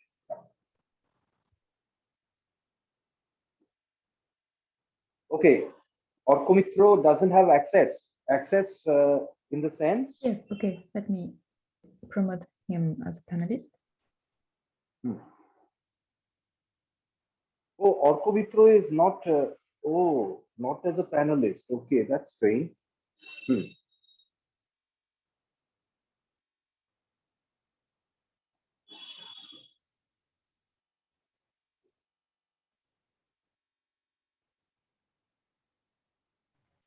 Thank you. To be able to follow all these wonderful performances is a blessing. And as not somebody who is a very well experienced performer, I'm just going to go with the flow from inside me. So my story comes from my experiences of having been initiated by a female saint in India called Sri Sri Shobha Ma. And at a time when I see the way religion has become a tool of hatred across the world and also in my country, it made me question my relationship with my faith and a lot of looking inward and reconfiguring my relationship with somebody who mortally passed away in 2004, and also question that if we start imagining God as mother, does it change our relationship with our faith? So the story begins in 1921 when Shukumar Raha, a village headmaster in a remote village in the eastern part of Bengal, his sister-in-law dreamt that the image of goddess Kali he used to worship has become a child and has crawled up to him. A few hours later, news arrived that he has a daughter now. His wife has given birth to a daughter in her natal home. So this child, who was named Shobha, she was very mischievous growing up as a child, but was frequently ill as well. And no medicines were curing her illness. So one day, a saint came and said, this child, you should feed her a very pure diet. She should not consume meat, fish, and definitely not sugar and salt. A very pure diet produced under pure conditions. And this is how the child was being raised. One day, the 7 to 8 years old child was sleeping by her father's side when she suddenly got up and raised her father that, look at the image of Kali Baba, look. Don't you see fire in the eyes of the goddess? She is telling me that you and I are one, that there is no difference between Kali and me. The father obviously thought it's an over-imaginative child. And then this was a family who were traditionally worshippers of the goddess, as we call Shaktas in Bengal. And in those days, it was sort of unheard of that the Shaktas would at all become or think of transforming into worshippers of Vishnu or take initiation from any Vaishnava tradition. But one member of this family had already broken tradition, who was an elder cousin of Shobha and had become an ascetic disciple of another famous Nimbarka Vaishnava saint, who used to be a very famous lawyer before he became an ascetic. And this girl decided to take initiation from him at the age of 13. And the old saint complied and gave her, as well as her parents, initiation merely 4 months before he passed away. After he passed away, strange things started happening to this girl. She would be studying and then suddenly she would lose consciousness. And then she would wake up and say, I'm seeing visions of my Guruji, of our Guruji, and then other gods and goddesses. Strange phenomena started appearing on her body, which were gestures of gods and goddesses. And by her 16th birthday, she admitted that she had achieved self-realization, or that she recognizes no difference between Brahma, which is the monotheistic reality, and herself. Her relationship with supreme reality was, in her own words, abhed, or non-different. People started flocking to her from different parts of Bengal. There were skeptics, and there were scholars, there were people who wanted cure for their illnesses. Among them came a very famous scholar called Gopinath Kobiraj. He was a renowned scholar of Tantra in those days and principal of the Varanasi Sanskrit College. He had heard about her from this cousin of Shobhama's who had gone to Anand Moima, another very famous saint of the day, to talk about her. Gopinath Kaviraj was curious because he was a learned scholar of Tantra and he wanted to test her. So he came to this village to meet this young girl, about 18 at the time, in 1938. And he came and he posed her a question. Did you know I would be coming? And this girl says, yes, I know. And then he asks her, when did you know that I would come? She says, about 2 years back, the day I attained oneness with Brahma, I knew that you would come. That is the day I knew it. He was awestruck. This led to a series of discussions on the nature of the universe. This was the girl who was playing. When he had come into the house, he had seen her play with her cousins and then go and talk to her about the deep mysteries of the universe. And this 18-year-old girl explained to him the different stages through which the soul can attain oneness with supreme reality. That the devotee at first achieves the state of oneness with the deity worshipped, which is called Shalokya, and then at the stage merges with that deity into a state of non-difference, which is Shajujya, and then realizes that everything is manifested as part of the same Brahma. Then, at that stage, when there is no difference or between the Brahma and the individual soul, that is the state called Parabrahmagya, which she claimed that she has now attained. The Savant was impressed and took her with her to Varanasi. After a while, after the sudden passing of her father, and as communal tensions worsened in the eastern part of Bengal, she moved her entire family to Kolkata. And in 1950, she went and took formal renunciation or Shonnash, and then formed her ashram.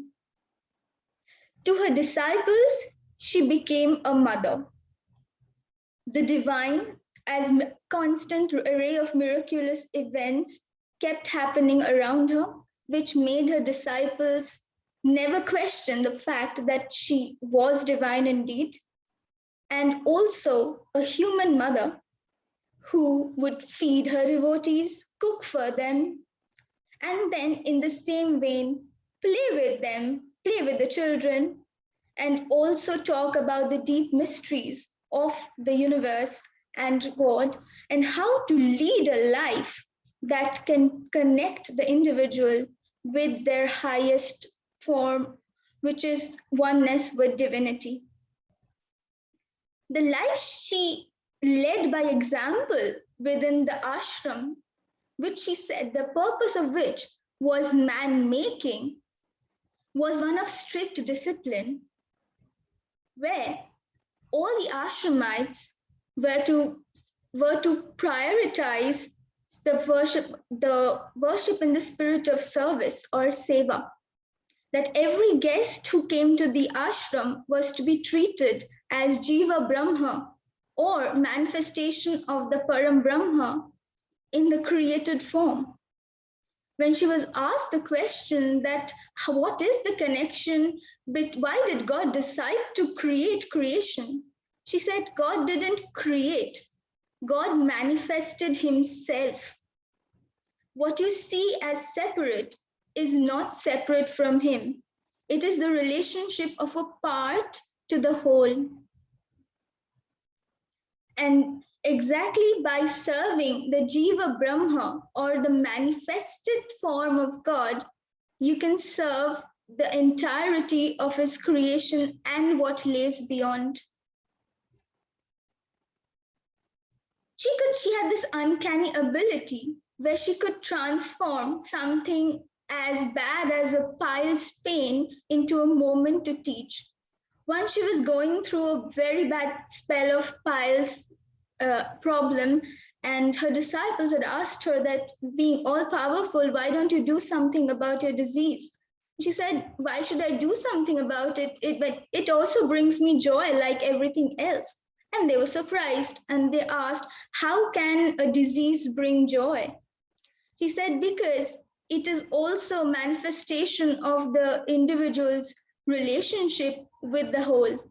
See, if our brain is Akshar Brahma, or the formless, attributeless form of the God, then the part till her bosom is Ishwar, or the formed God-like entity.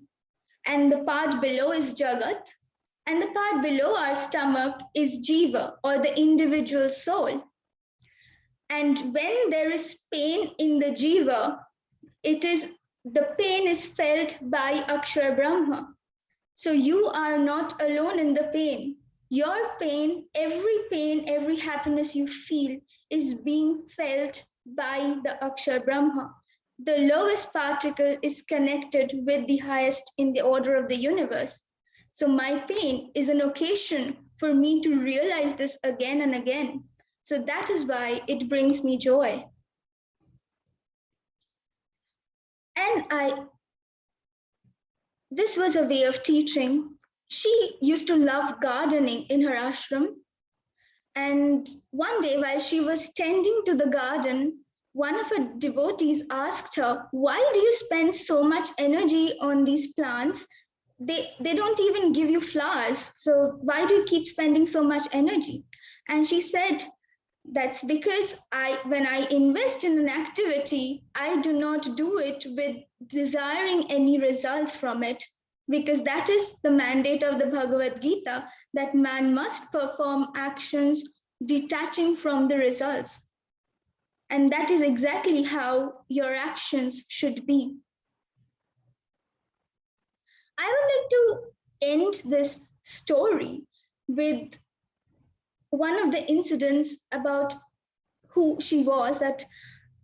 This is a Shakta guru. This is somebody who identified as having come from the plane of the goddesses, or Devi Loka. Yet she was a Vaishnava guru who became a guru of the Vaishnava Nimbarka sect. She managed to, in her ashram, where women took a predominant role, most of her ashramites were women, which was unheard of in the Nimbarka sect before her. She gave them the right to perform and participate in ritual Vedic sacrifices, and also worship the Shalagram Shila, which tradition says women cannot worship. And she said that these rules do not hold. So she's transformed these rules, and she came from a non-Brahmin background herself, which was also unheard of in the Nimbarka sect. And then one day, when they were all sitting in the city of Varanasi, and if anybody has been to Varanasi, there's a beautiful feature in the evening and in the dawn there, that the mandirs have aarti, the mosques have their azan, and the gurudwaras give out the gurbani at the same time. And once this happened, one of her followers made a comment that this so much of alien sound is affecting us. And then she just looked at them and then said, why? You have a problem that God has manifested so many different ways of calling himself, and you call yourself a devotee. And this is a message which, when I read, I was going through a crisis of faith, because I could not figure out how religion teaches us to think of all in a non-discriminatory way. And when I read this, it sort of showed me the way of imagining everything, even that is different from me, as part of the same whole of Jiva Brahma, as Param Brahma. And this sort of restored my relationship with my faith. And that's just my story. Thank you. Thank you so much, Harkomitra, for sharing this extremely personal experience with all of us. Any questions? I think it's a very interesting topic, and there would be people with questions. So please do direct it to Harkomitra. We have two more performances, so we request everybody to hang on for a couple of performances. The next performance is a story performance by Gauri Radhe. Gauri, I request you to please come forward with your performance.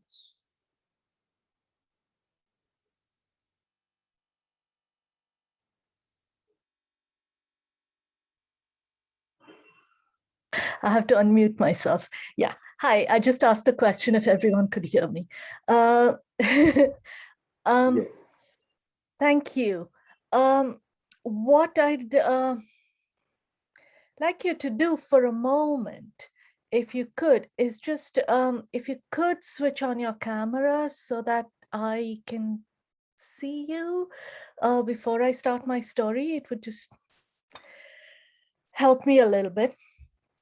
And with the story that I'm going to bring today, what I'd like for those of you who might like to is help me out with a particular rhythm. It's a very, very simple rhythm. And you don't have to switch on your mics for it. You can, do it in the privacy of your own little room. There'll be a point in the story where I will start speaking the rhythm, and that's your cue to start speaking the rhythm. And then I'll kind of do that and bring you down so that you can stop the rhythm. It's a part of the story that'll really help me with this particular bit. So the rhythm is very, very simple. And for those of you who are aware of Indian sounds of percussion, it'll be extremely simple. So it goes like tak dina din. You do that? Yeah, great. Tak dina din, that's 3 times. So you're going to go tak dina din, tak dina din, tak dina din, 3 times. And then tak, tak, tak. Simple. Yeah? Okay. Great. So what I'm going to do is we're just going to go through this rhythm 3 times. Tak dinadin, tak dinadin, tak dinadin, tak, tak, tak, 3 times. And I'll be playing my little percussion here so that it gives you a sense of rhythm.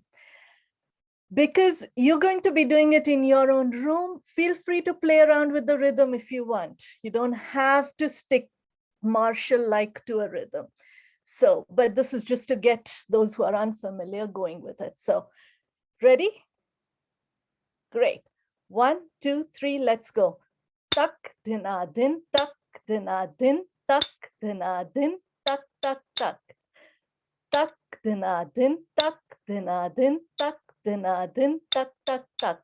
Tak, dina, din, tak, dina, din, tak, dina, din, tak, tak, tak. Everyone happy with that? Easy? Great. Thank you. And don't worry, I will cue you in. So if you forget the word, the bowl, the sounds, you'll remember when I speak it. Okay, so I'm going to bring the story, and this story comes from Gujarat. Gujarat is the place where my mother comes from, my mother lives, and it was a story I came across while I was doing some ancestral research. So it's a story that's very, very close to my ancestral lineage, I would say. And I wouldn't say it's from my family, no, but it's from this part of the country. And the story, oh yeah, and the other thing I have to say is that this story that I'm going to tell you is a fragment. It's a fragment of a larger creation epic. The reason I'm going to tell you just this part of the story is because I have permission only to tell this part of the story, okay? And for me, it's very important in storytelling to be mindful of permissions. And permissions, not only in the abstract permissions, but from where the community that grants me the permission. So it's an actual permission. So yes, there is a larger epic to this, and I'm going to tell you a fragment of it that I have permission to reinterpret as well. Okay. Now, I am assuming that most of you will have heard of the Himalayas. There's not one person of us who hasn't heard of the Himalayas. And we know of the Himalayas as those sacred mountains, the holiest of the holy, the ancient mountains of the Indian subcontinent, right? Well, I'm here to tell you that there are mountains that are way more ancient than the holiest of the holy mountains, the Himalayas. And the mountains that are even more ancient than the Himalayas are what we in India know as the Vindhyachal Mountains. Some might call it the spine of India, the one that moves, the Vindhyachals that move from about the south of Rajasthan along the Madhya Pradesh border down Gujarat, all the way down to the north of Karnataka. They are the spine. They connect the north to the south. And maybe, depending on your point of view, they connect or create the distinction between the west and the east.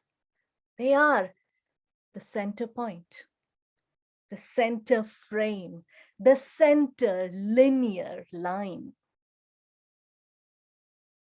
And many, many, many years ago, before there was you and me, before there were birds, before there were beings, the Vindhyachal stood with a black igneous rock reaching out high into the skies, touching the heavens themselves.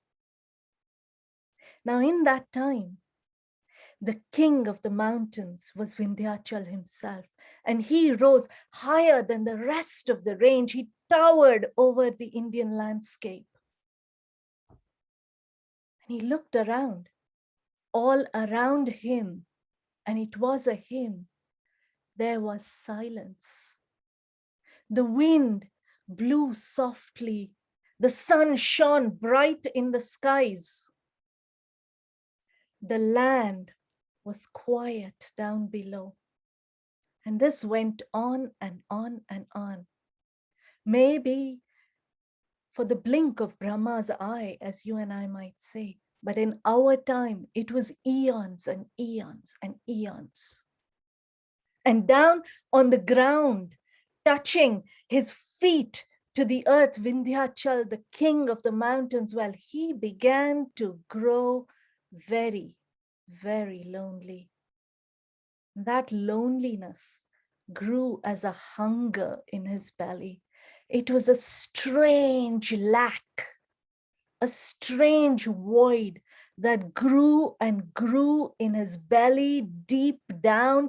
And from there within came a sharp pain.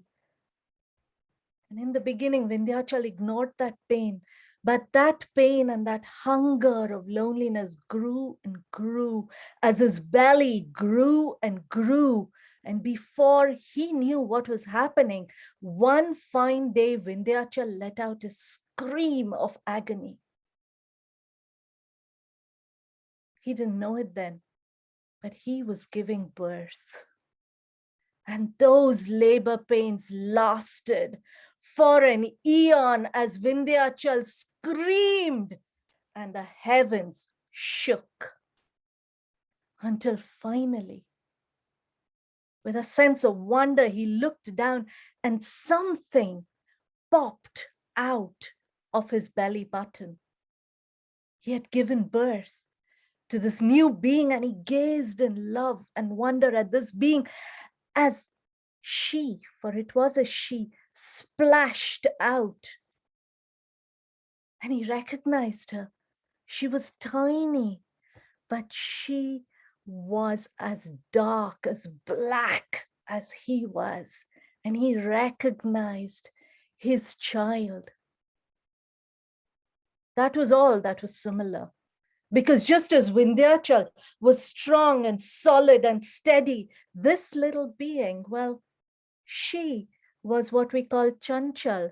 She ran around here and there. She couldn't stay still. She glittered and she flitted and she sang. And Vindhyachal was completely taken with his child. He held her in his huge big palm and he named her. You shall be called Mahi.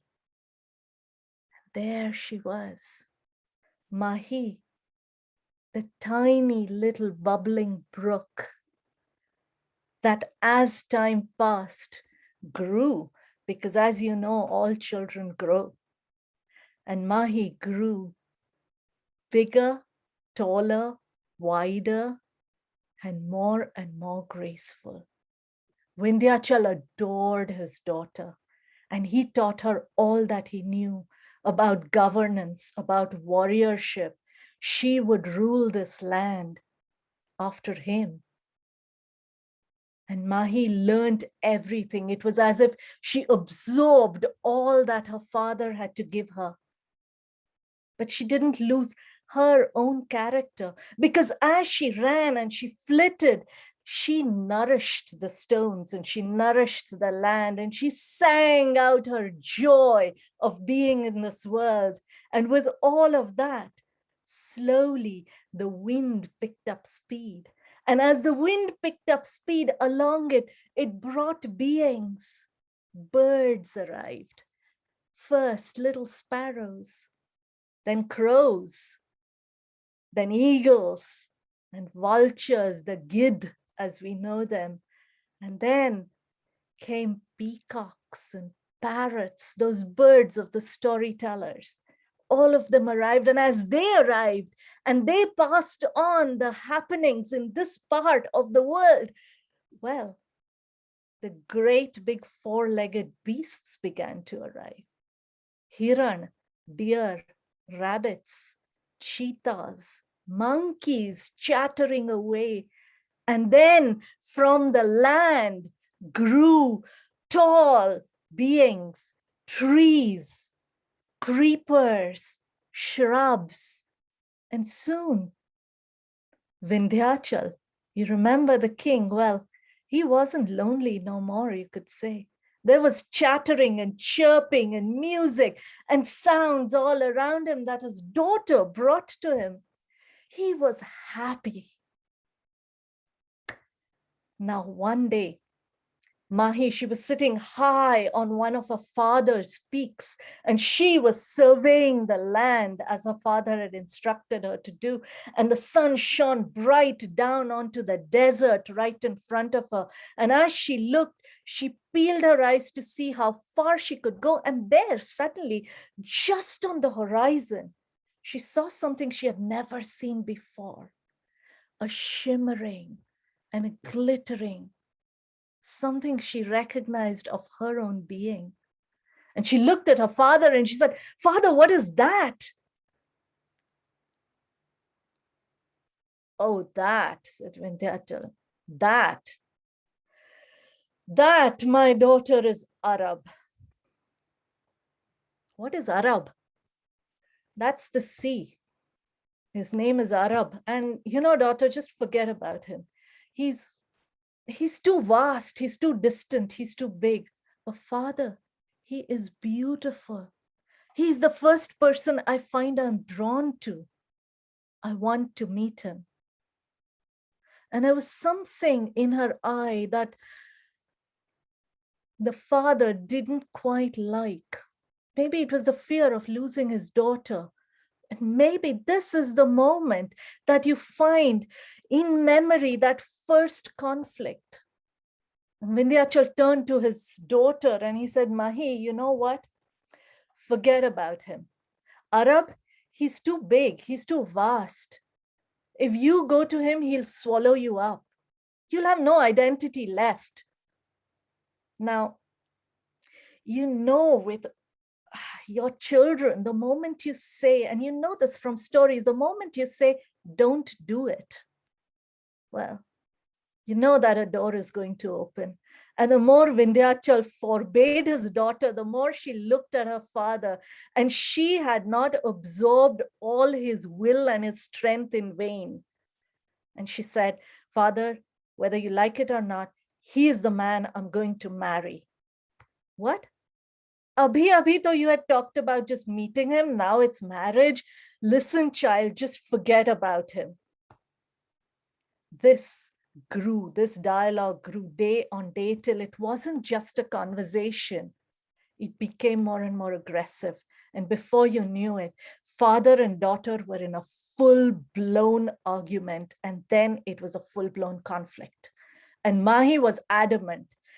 Her water, she gathered them up and she rushed through the rocks.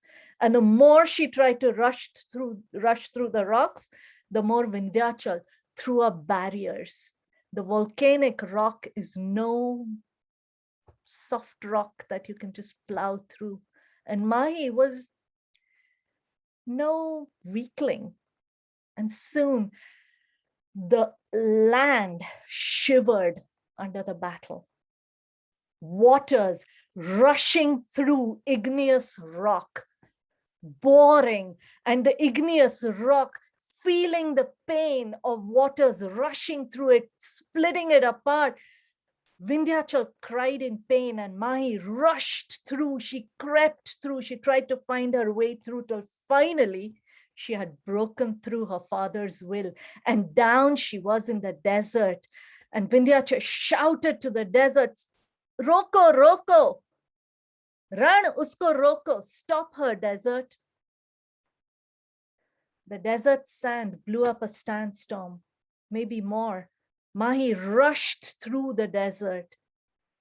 Floods were full scale in that part of the world, and animals rushed away, birds flew away, trees were broken in her fury and her rush to be with her beloved. Now, all this created quite a cacophony. There was a huge noise and the ground was shivering and trembling. And down there, Arab, well, let's put it this way.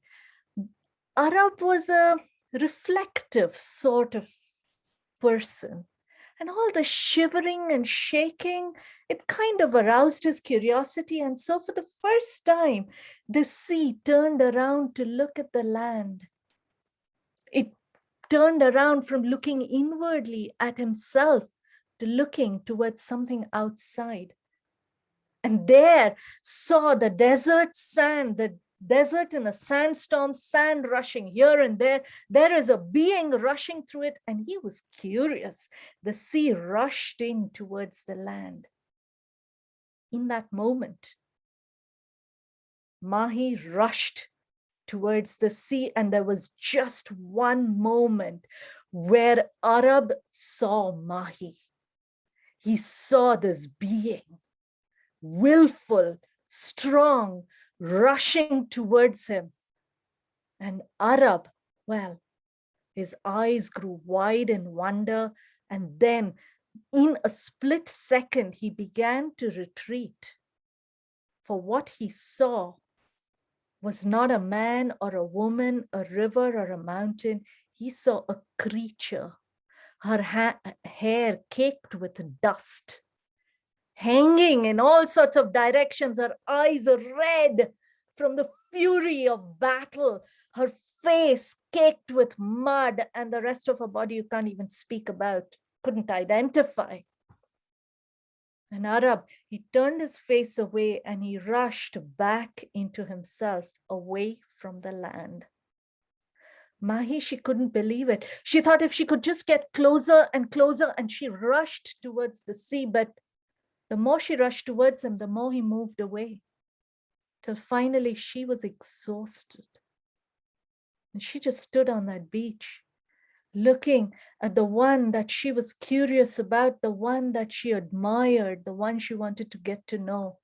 And he wouldn't even turn his face to her.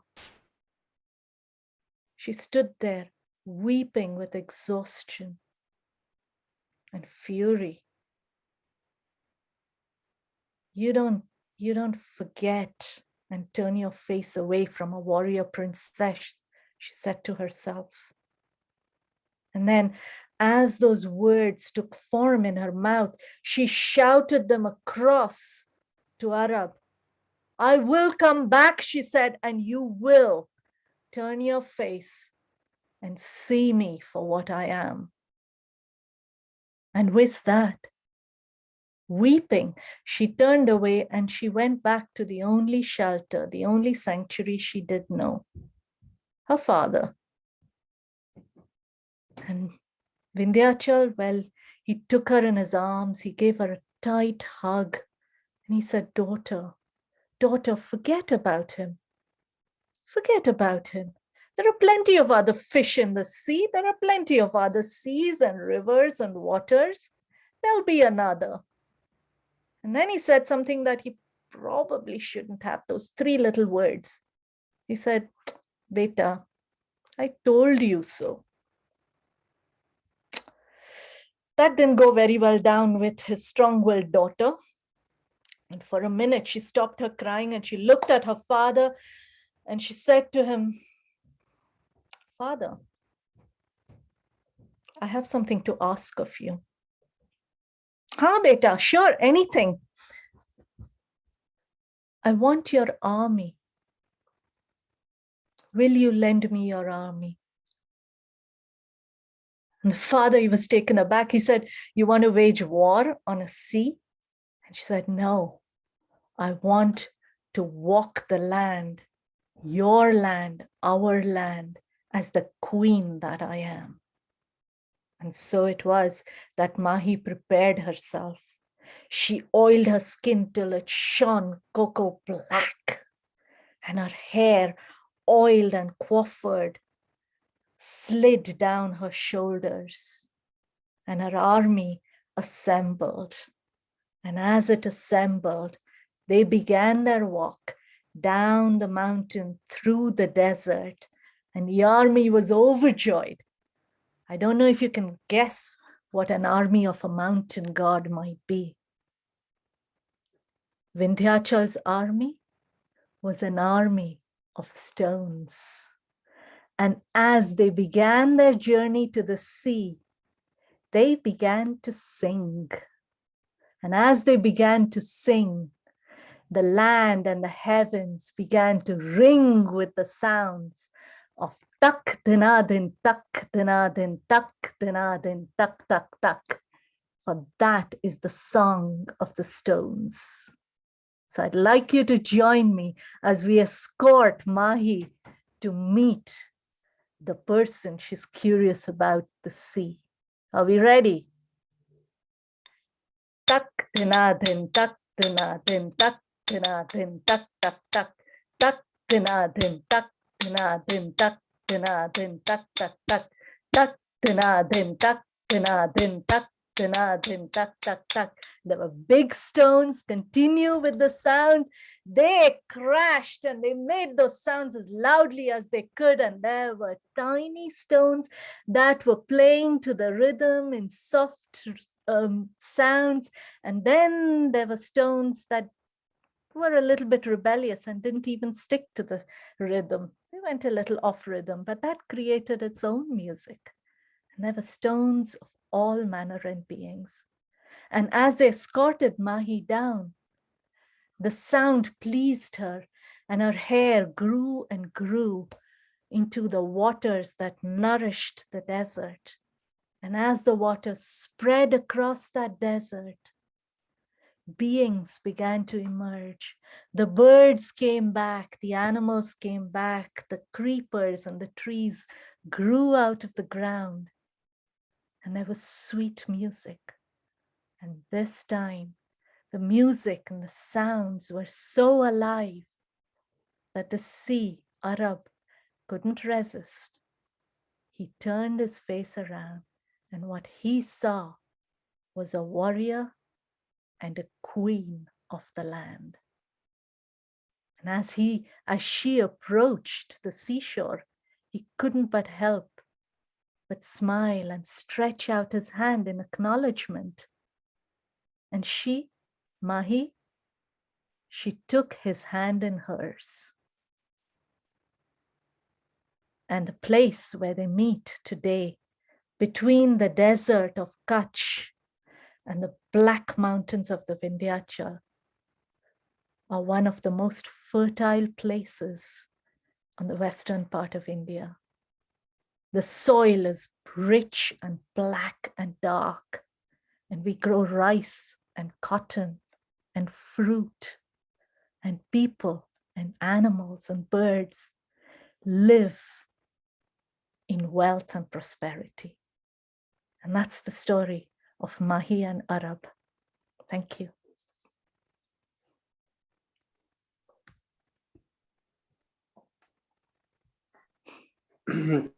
Thank you so profoundly, Gauri, for sharing this wonderful tale.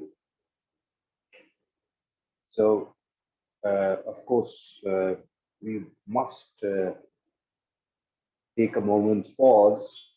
But as we move into the last performance, we started off with a performance by Mayo School, Mayo College Girls School called Turn on Your Camera, Please Unmute. And we are ending this session with a performance by Indranil, which is called Overcoming, Striving for Freedom. So Indranil, could you please take the stage for the final performance? Thank you, sir. Good evening, everyone. Today I will be performing, as sir said, a story by the name of Overcomings, Strivings for Freedom. This, I believe, is a story of independence and mainly centered around hope. The story takes place long ago, in a time when the world was largely divided, when people's skin color mattered more than life itself, and racial divide was the norm. Our story begins around 1858 on a sugar plantation bordering North and South America, and with a boy, a small boy named Abasi, in a broken shack on a large property lying in his bed. He looks up at the leaking roof. He can't sleep because of the constant pitter-patter of the rain. His life had always been like this. Dark, dreary. He didn't mind. This was because he had what many children that he knew didn't. He had a job. He was only 9 years old, but he was grateful for the opportunity he was given. When you lived like him, cold, alone, no parents, you had to be grateful for everything that you had. Now, what was this job that this small 9-year-old boy was given, you ask? Well, his job was to be a friend.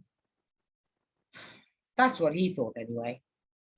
He was actually the servant to his master's 10-year-old son, Tom. Neither boy really understood the social divide of black and white. They had fun together. They played together. They even laughed together. Come to think of it, they did everything together. But this was about to change. It was a warm August day on the plantation. As I recall, it was hunting season. This was nothing new to Abasi. The men went out in the afternoon, came home every day before dark, mostly complaining how close they were to a kill, failing every time.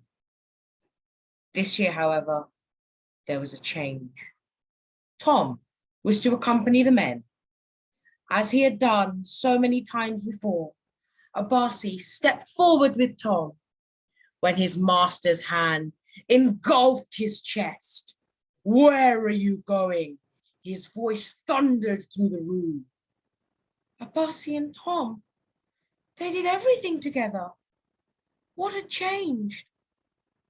Well, what had happened was that Tom didn't need a friend anymore. He was starting school in the new semester and would have friends of his own. Tom was no longer going to live such a sheltered life. "You're staying here, Abe." His voice boomed once more. Although reluctant, Abasi told himself that this was only temporary and that he and Tom would one day be friends again. This friendship, oh, this friendship, it had given him hope in a world of his own loneliness. He couldn't afford to let his friend go. He had to overcome. He knew deep down in his heart that he could overcome someday, that he would someday walk hand in hand with his dear friend. Day after day, month after month, and even year after year passed as Abasi labored away in the plantation, unable to see his dear, dear friend. The next time he saw Tom was years later, at the age of 15, when everything had changed once more. While in the plantation, his master's wagon pulled up to the grove. His master always struck fear into the hearts of the laborers. These were harsh times where you could be killed by a white man for just looking at him. Abasi had no experience of this. He still lived that same sheltered life he had, that Tom had all those years ago. He still knew nothing of the ways of the world. He received orders from his master, and he carried them out without question. Cluelessly, innocently, he walked up to his old friend, who he hadn't seen or spoken to for years. He stuck out his hand with a smile on his face, expecting a hand in return. Instead, he received the cracking sound of a whip in his ears and a pain like he had never felt before. He was dazed, almost unsure of what had happened. He keeled over in pain, rolling around in the dirt, tears streaming down his face. He looked up from the dirt, looked up from the soil. In Tom's hand was the whip. He couldn't believe his eyes. His friend of so many years had betrayed him without even a second thought. All hope he had once had to rekindle his friendship was lost. But a new life of hope was born in that moment. He didn't know it then, but this event would shape his life to come. The whippings, oh, the whippings, they never stopped. In fact, quite the opposite. Slowly, the whippings became more and more severe, and it wasn't just him. Everyone on the plantation had been beaten at least once. One day, as over time, the beatings became more and more severe and completely unbearable, the inevitable happened. One of the plantation slaves was made an example of after being dragged back from a failed escape attempt. He was simply whipped to death. Abbasi knew he could no longer live safely on this plantation. He needed to free himself from these horrors. Although the Emancipation Proclamation had already been declared, it wasn't until 1865 that all the states truly accepted it. Abbasi couldn't afford to wait another day. There was only one way he could free himself. He needed to escape, praying that one day he would live in peace and believing that one day he would have the freedom that he had longed for since that August day long ago. He planned for months for his escape, hoping he would find something, anything. New fencings had been put in place after the proclamation was declared. This, of course, was to stop the slaves from escaping. The master never cared about the slaves, but a loss of slaves meant a loss of work, and a loss of work meant a loss of money, and that's all his master cared about. Abbasi spent months studying the grounds.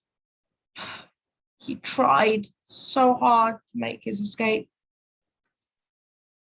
He spent days studying how far the sewage system went, and even how tall the fence was. One after another, he realized his plans would inevitably fail. The fence was surrounded by barbed wire, with guard dogs at every exit. It seemed as though escape was impossible. Abbasi, after all these years, began to lose hope. Hope which had fueled him, hope to renew a friendship, then hope to escape this awful prison, hope which he had to cling to.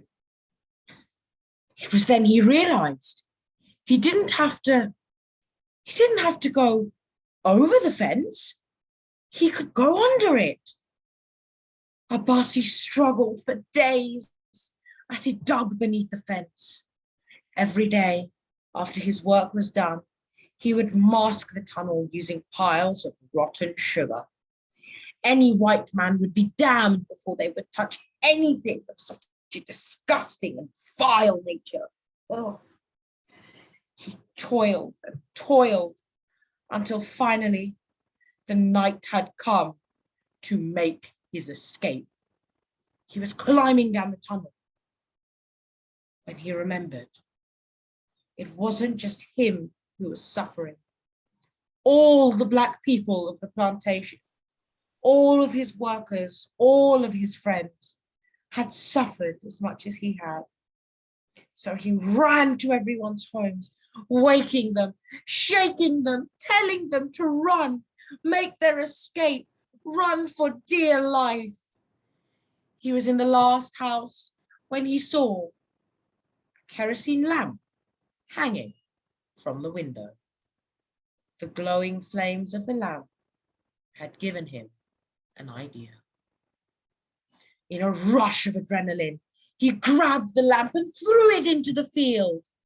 Within moments, the crops began to crackle and then were set ablaze, draped in the 10-foot flames of an inferno, orange and red, engulfing the sugar crop in his stored rage. These flames, they could be seen from miles. Chaos ensued. Under the cover of smoke, the entire workforce of the plantation could finally make their escape. Abbasi's actions acted as a beacon of hope for the neighboring plantations. Within days, 3 other plantations joined their trek to freedom. Hope wasn't lost after all. The struggle, however, didn't end there. They walked day and night to the North American border, where they were finally safe to start new lives away from the tarnished lands, a life of freedom, a life of independence, a life of hope. He had finally overcome his strife to achieve his long-awaited independence this day. Thank you.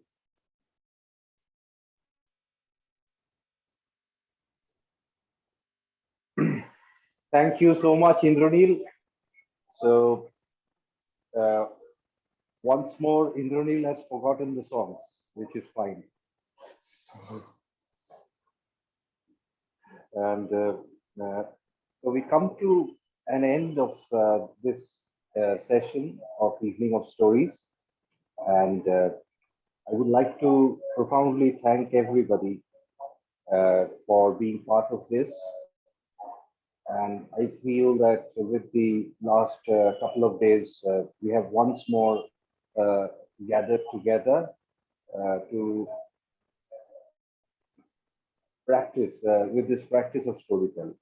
And I'd like to thank Alios Crusade Bengal, who's been our close partners for many years, and Sarah as their representative for being with us and helping us with this event.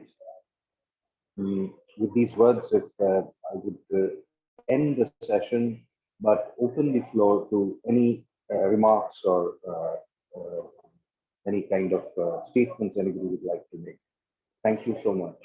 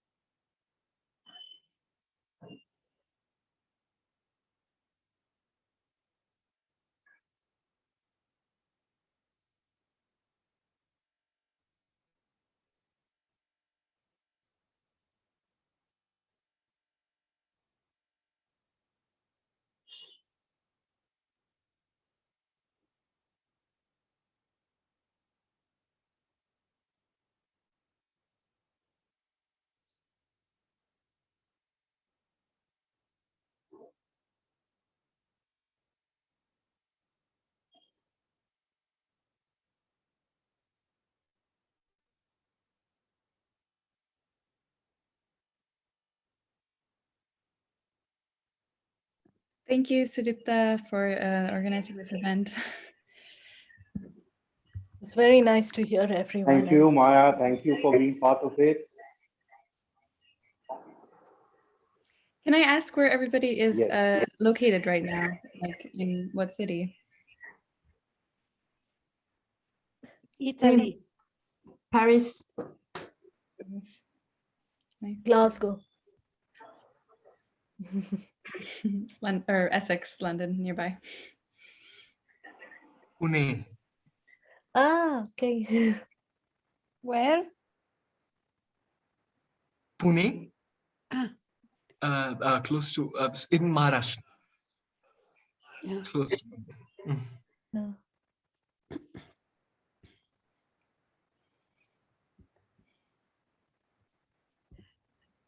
I must make a move because I've got to travel today. So I'm going to say goodbye to all of you, and I hope to keep in touch because they were such wonderful renditions, and it would be really interesting to see your work, all of your work. So Thank you. good night. Thank you. Thank you all very much. It's been very, very nice. Thank you Yeah. very much, Sudipta and Sarah, and all of you. Thank you. Bye. Bravo. Goodbye. Thank you so much. Looking for a fundraiser session. Sudipta, is it possible to have the video? Yeah, please send me your address on the chat so that I can send you. Okay. Yeah. Mail address? Yeah, sure.